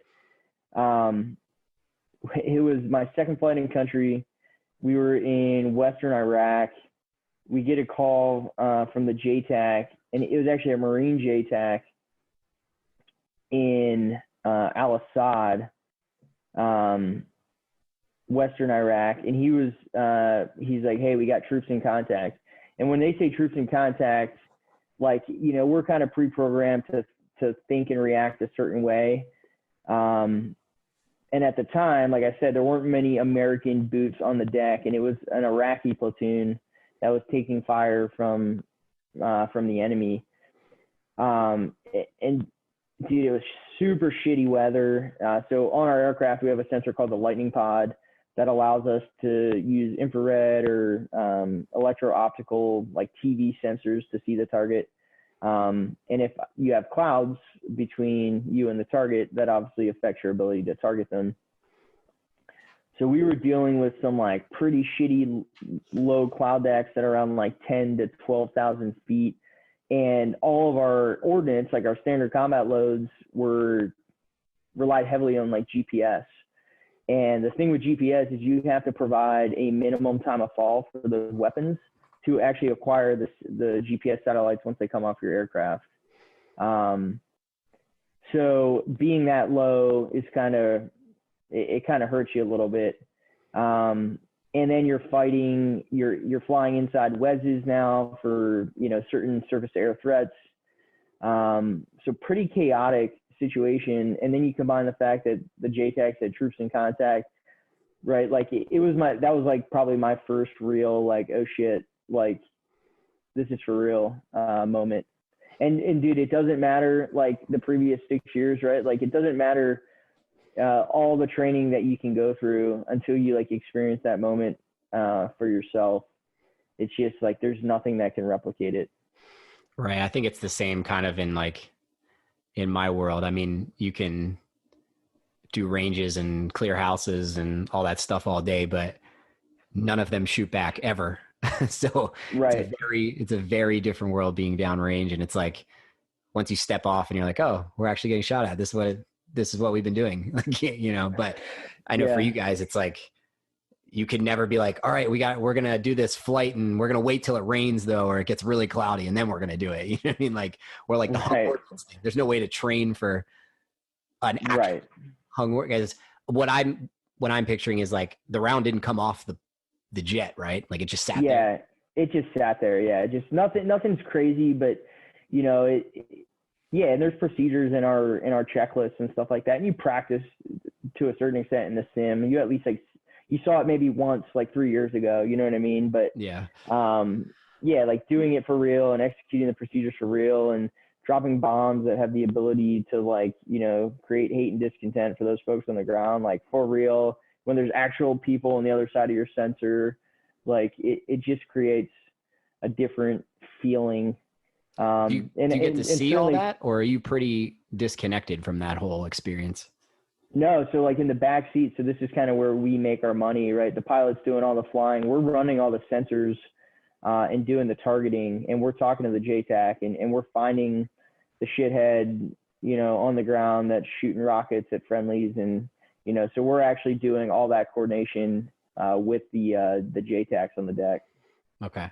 Now, this is my own personal question. I have like 2 or 3 more I'll ask you from. A lot of these are from people that had like DM me when I put it up. Okay. But so obviously our current climate is a lot different, where we are fighting guys in bathrobes and not a uniformed army. I'll say it like that.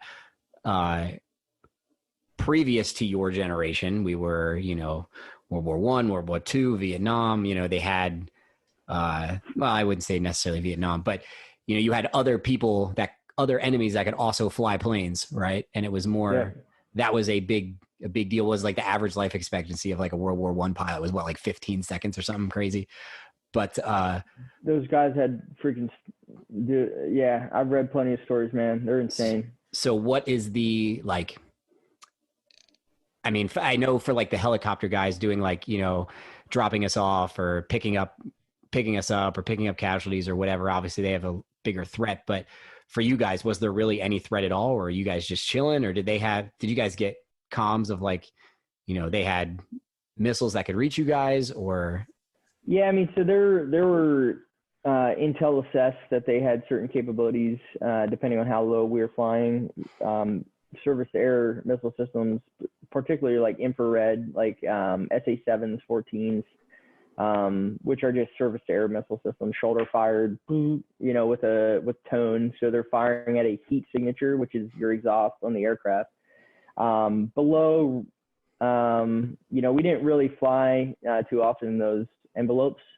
And then every once in a while we were called upon, right? So you had brought up the convoy earlier, which like I did not fly on that particular mission where those guys were out there, but they essentially emptied their entire rack, so their entire suite of bombs, and then they started doing gun runs, which we carry a 20 millimeter gun. And just like any other weapon system or any other gun, like you need to be within a certain range of the target for it to be effective. 20 millimeter cannon on the Hornet's no different. So we bottom out on those things at around 1,200 feet. You start your safe escape slightly before that, but you're shooting, at a specific slant range. So you get pretty low to the ground. So you're definitely putting yourself inside of a WES when you do that. And certainly even small arms can reach up and touch you at that altitude. And there were guys, I didn't personally experience it, and mostly because like anytime we did a gun pass, it was during the day. So I don't know how easy it is to see tracer fire during the day when you're doing low passes or you're shooting the gun at enemy targets. But I know guys have said they saw it at night. I know a couple guys said they saw like a large white to orange like flash, and then obviously like a smoke trail on NVGs. And then you can see because the rocket motor will burn out at a certain point, but you'll still get like an IR signature from it. But again, we're flying above those threats for the most part. So then, eventually you lose sight of it and you're just kind of like, well, I don't think it's guiding on me. But you never really know until it's over. But yeah, I guess one of those things when it's a little too late to find out when it happens. Yeah. So to answer your question, yeah, I never really felt like my life was in danger, if that answers your question. Yeah, that's it. That's kind of what I was getting at is was there at any point in time where you were like, damn, I really don't want to fly this mission because we've been getting shot at every time we did it? No, not even close, man. Not even close to some of the stuff you read about from World War II and Korea and Vietnam. Nothing like that. Okay. So I'm not going to list who asked these questions because I'll keep it honest. But so what was the weirdest thing you heard over comms is one of the questions. The weirdest thing I've heard over comms. I don't know, man. We had some pretty interesting conversations with JTACs that are just as bored as we are. Because I mean, so certainly there were a lot of flights where it was pretty kinetic and we dropped a lot of ordnance. And that was definitely I'd say that was probably the case more times than not. But there were also flights where you'd go out there and you'd stare at sand for 3 hours.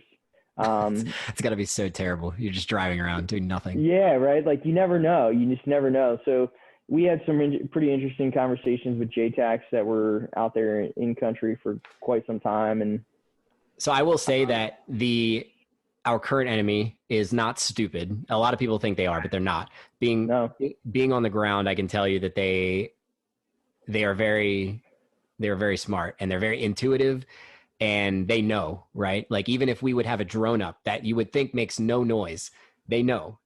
Yeah. So like when you guys would come around, when we would have air on station, they would never come out, right? They would wait, right. They're going to be here for an hour and they know you guys are there for an hour and you have to go refuel. And you could literally almost set your watch by it, right? Like give or take a minute or two because of you guys coming into range or whatever. But they could kind of tell like, I'm not going to fuck with that, obviously. Like I'm not trying to get a whole ass bomb dropped on me, but I mean, especially like come 2016, after they had been out there since really 2013, 2014, I think 2014, the Caliphate was like announced.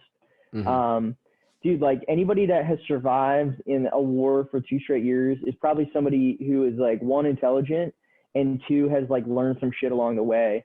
Like we used to joke, like, the reason they're so hard to kill is because like all the dumb ones are dead. And like, it's true though. Yeah. There's like some truth to that. Like, right. If like early on in a conflict, you were the guy peeking out over the wall and you took a round, it's like, well, you probably learned after that, the guy sitting beside him, not to peek your head around the wall. Right. Like there's certain things you learn through like only through experience that helps make you better. And there was really only once where I felt like, holy shit, what are these guys doing? Like they have got to be fucking stupid. And it was as we were like, so we were in like the first like 3 months of our deployment, we were like focused primarily on Fallujah. And like as like the Iraqis had pretty much sectored that city into like the northwestern corner, there was like a single bridge that was remaining. And that was essentially the only escape for those folks that were still there. At one point, I wasn't on the mission, but somebody had blown the bridge. And I don't know if it was I don't know if it was ISIS trying to cover their withdrawal, or if it was like somebody like SF or something like that. However it got blown, there ended up being about like 200 of these guys that were like stuck in the city with like no real way of escaping, minus like jumping in the Euphrates and trying to swim across, which I don't get the impression that they were like too keen on that.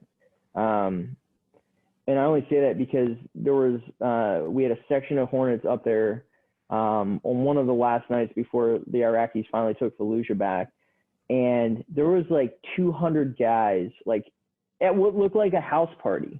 Like there were guys in the courtyard, there were guys like, you know, hanging out in front of the house, like for like 3 houses, what almost was like an entire like half city block. These guys were just like hanging out, and it looked like they were like just like partying, having conversation. And like I don't know how many times they like confirmed with the JTAC. They're like, "Are you sure? Like this is legit?" Like, dude. And every time it's like, yeah, the Iraqis are like watching these guys. They're all enemy. Like, you know, we see weapons like PID established, and sure as shit, they gave them clearance. They end up dropping like 1,000-pound bomb in the courtyard, like another 2 or 3 500-pound bombs in the houses, like delay fuse, and just like completely just decimate this entire like corner of this block. And it's just like, you know, there were like too many bodies to count, which is crazy. You know, you'd think like, I don't know if it's they finally had given up and they're just kind of like, screw it. But it, you know, up to that point, like they were really tactical, and they were difficult to target, and like they made smart decisions, and it was just kind of like, you half wonder what they were thinking on that night. But and I know for us, it was usually like, okay, if there's one guy, we're not dropping a JDAM on one man, right? So like when they would congregate, it was like, okay, now we can do it. And they'd know that, right? So they would stay in like 1 or 2 man teams or whatever, you know what I mean? So they didn't get the air support, but like that kind of blows my mind. They were just like, unless they thought that you guys would think that same thing, like, oh, we're just regular old neighborhood people throwing a party, But at that point, like, dude, like the civilian population was like no longer in Fallujah. Like, and dude, this got looked at by like so many people, and everybody came to the same conclusion. And I mean, it was pretty, I saw it after the fact. I watched like the footage, and I was like, oh my God, dude, this is like unreal.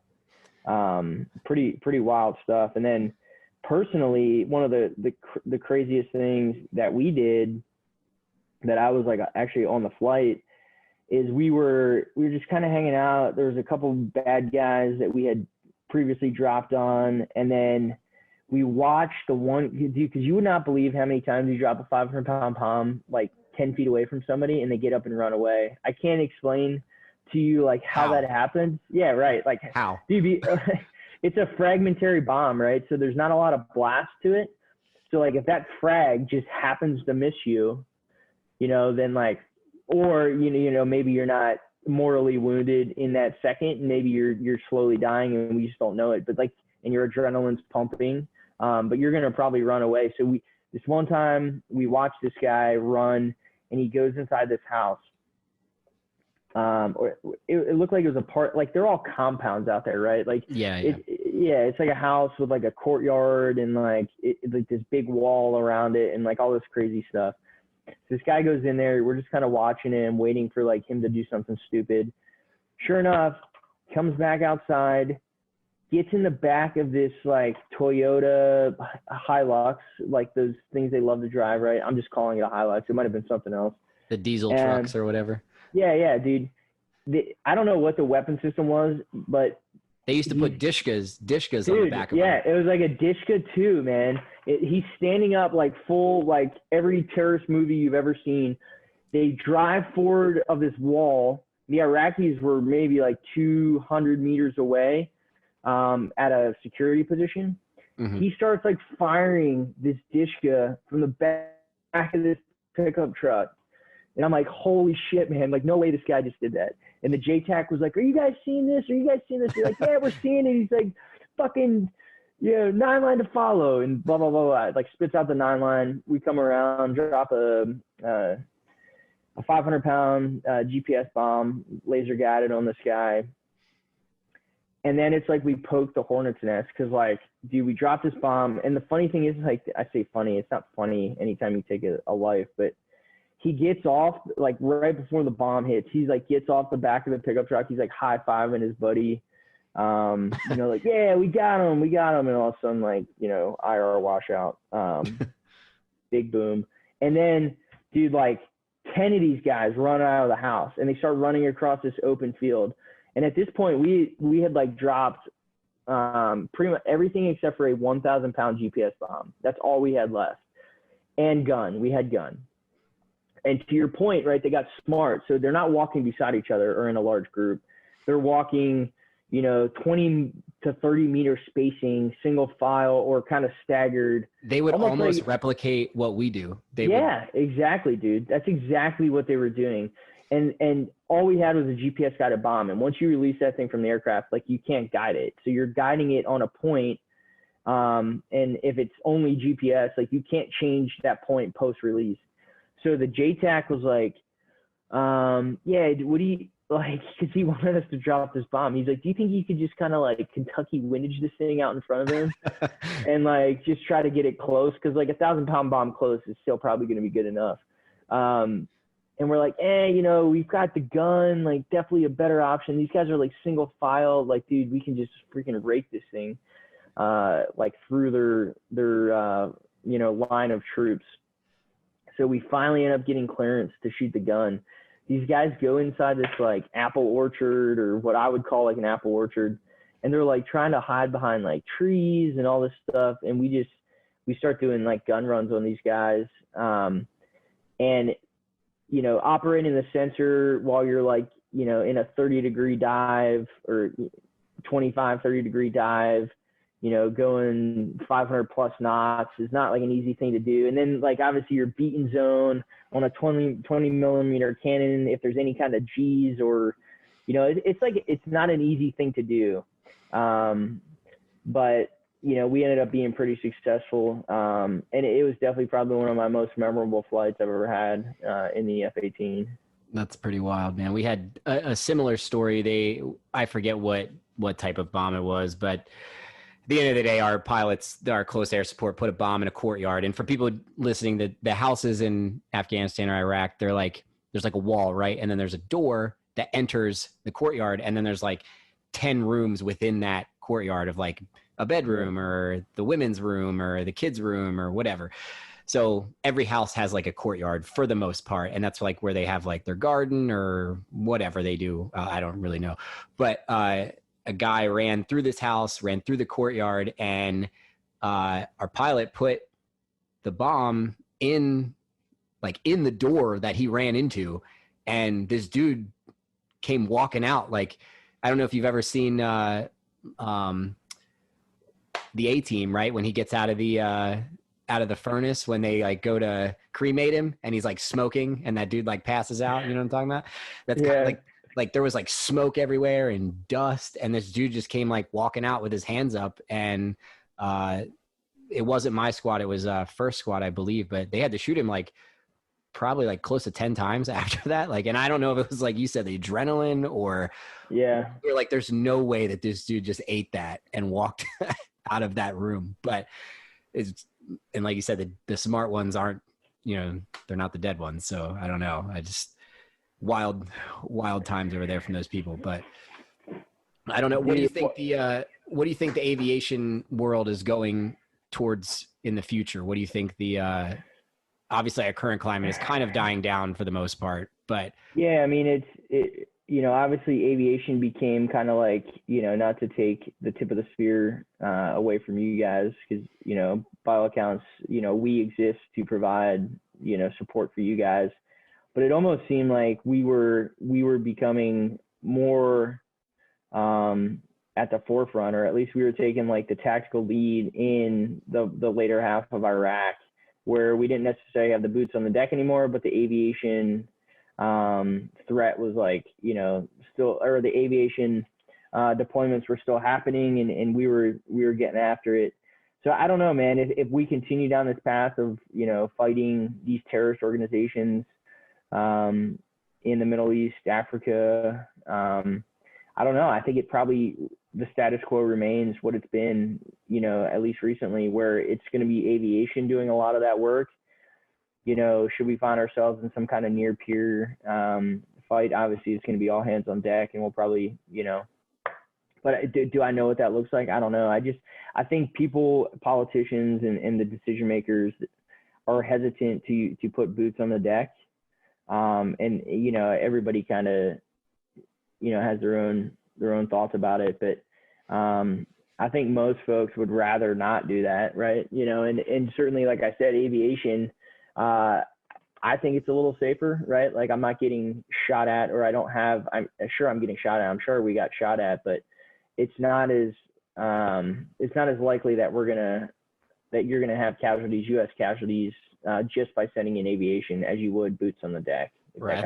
I think that's a smart play. I mean, you guys are reconnaissance, your support, your direct fire, your kind of everything when it comes to, because a lot of the recon we got was from pilots like, oh, hey, on our way back, we saw these dudes coming up to you, but we can't come back for another 30, 40 minutes. So figure it out, or, whatever. But I think you're right. I think it's going to go more towards the, hey, we're going to send these guys in first, and they're going to be the last ones there, integrated with maybe some of the SF guys or the Iraqi platoons, or, some of maybe the CIA assets or whatever we have over there. But I think that's pretty good. So to wrap it up, to transition, you are now in the Air National Guard? Yeah, New Hampshire Air National Guard. So, okay. Faster, funnier, 2 minutes or less. Got back from the deployment. So in the Marine Corps, you guys know we do B billet. So my B billet sent me to TAC-P or TACP, became a FAC, went to TBS and taught there for 2 years. Awesome experience. Kind of touched on some of the stuff I did there already. But then after that, or towards the end of my time there, I still had goals to be a pilot and transition to the front seat. Unfortunately, the Marine Corps at the time, too critically manned in the F-18 WISO community, so they weren't letting me do it. That's also when we were sundowning all of our EA-6Bs. So all the ECMOs, the backseaters in those platforms were getting the transitions, and all the F-18 WISOs were just kind of stuck saying, well, hey, it needs the Marine Corps. So then I started looking at Air National Guard opportunities. Certainly with my background and my experience, despite not actually being at the controls, flying planes is not terribly difficult. It's really just like the stick and rudder skills. The toughest part is like the airmanship piece of it, looking at like the different administrative products that we have to help us navigate in the sky. That's the challenging part, which I already had a background and experience doing that.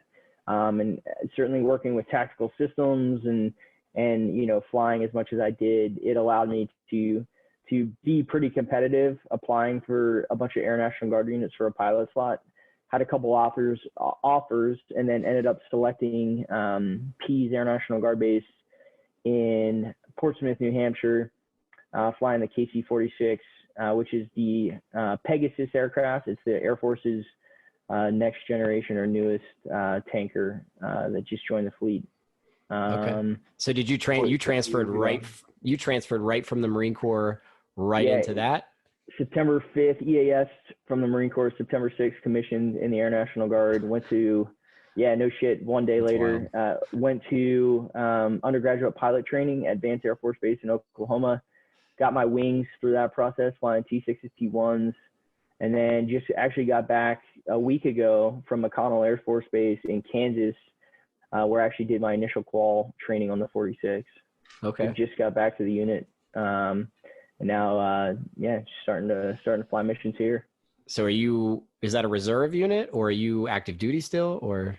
So it's a National Guard unit, so different than reserve. So National Guard units are owned by the state, so they take orders from the governor.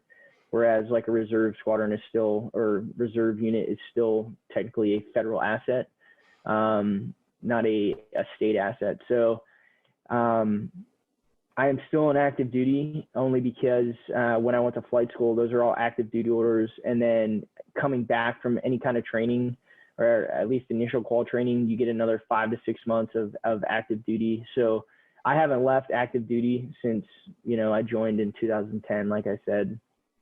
So I've been pretty lucky to just kind of string all this active duty time together. This year, obviously going on like 11 and a half years next month. Pick up 04 in 18 days, so that's exciting. Oh, nice. Congrats. Yeah, that's like another story where I should have promoted like a year and a half ago, but I got the National Guard actually screwed. I was going to say the Marine Corps screwed me. It was the National Guard who kind of screwed me a little bit. But you know what it is. That promotion process, it goes both ways. Brittany picked up sergeant in the Marine Corps, and when she was transferring over to the Army didn't want to accept it. They were like, no, absolutely not. And she was like, I don't know how you can do that because I'm literally a sergeant. Like, and it's a federally recognized board. There's actually like a DoD instruction out there that talks about it. Where like the National Guard was like, because I was selected, I was supposed to promote in December of 2019, and I left, like I said, September 2019. So I never actually pinned on, which was my mistake. Mm-hmm. If I would have pinned on, they would have recognized it. But because I didn't pin on, they were like, oh yeah, you got to re-scroll and do this whole National Guard BS, which is not true because they tried to say that their National Guard publication superseded the DoD publication, which is false.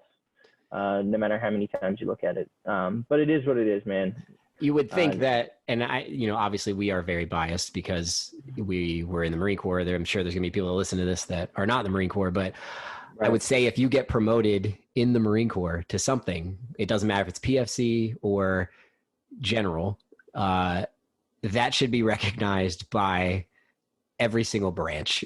It doesn't matter what it is, regardless if there's a DoD order or not. I think that we can all agree that the Marine Corps' promotion system is probably harder than most. And I know the Navy does like testing and all that stuff, but if you just look at it like this person's an E5 in the Marine Corps or an 04 in the Marine Corps, like we should probably let them be an 04 or an E5. But so what at least from what I've seen, man, it's like, dude, the Marine Corps, at least up until when I left, we still had pictures and like, I think they got rid of pictures now in OMPF. I don't know if you've heard that, but I did. I don't know.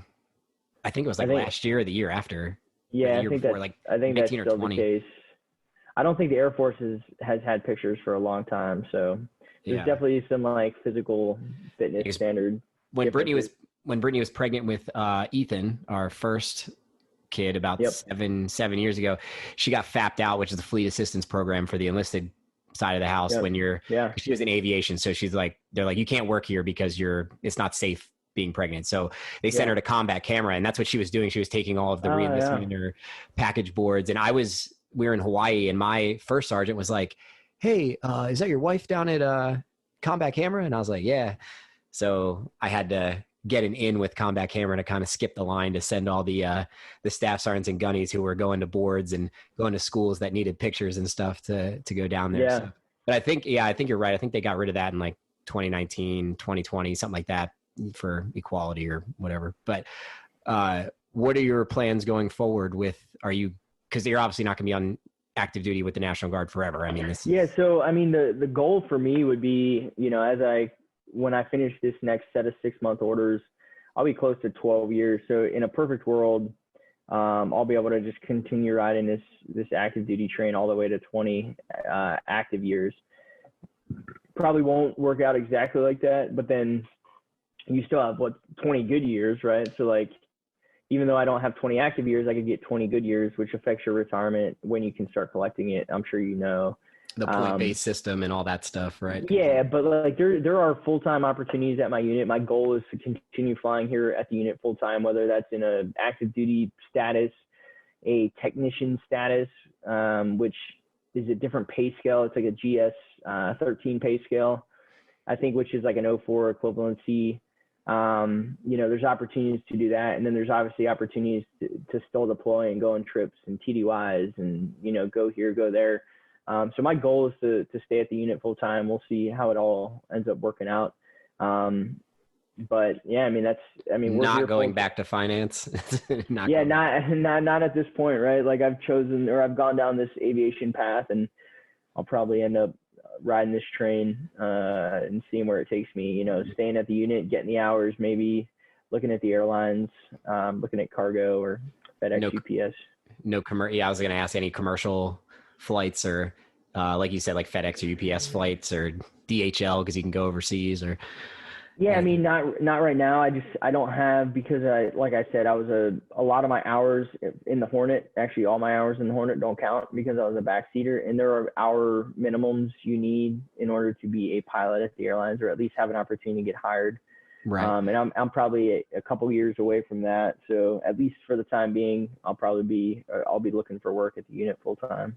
That's awesome, man. Well, hey, I will wrap it up because I know it's getting late for you, and I appreciate you coming on and being the first guest. Like I'm very ignorant to the flight world, and I know a lot of enlisted guys are, because we don't get a chance to sit down with captains and be like, hey, like, what's your day like? You know what I mean? Like, they just get out of here, dude. But so yeah, I do appreciate you coming on. I'm sure you shed some light onto the whole thing. My goal for the podcast, right, was to, maybe somebody listening to it is trying to join the Marine Corps, or is on the fence about the Army or the Marine Corps, and maybe might hear, because I'm going to have everybody from like you pilots to cooks to admin to infantry to RD, whatever, you name it. I want to have as much diversity on here as possible in terms of MOS. So there's, hopefully I can open somebody's eyes, to say, hey, this job sounds cool, or that sounded terrible and not what I wanted. And maybe somebody wants to be a pilot and they're like, well, shit, I don't want to spend 4 years in school. You know what I mean? Like, that's a big commitment.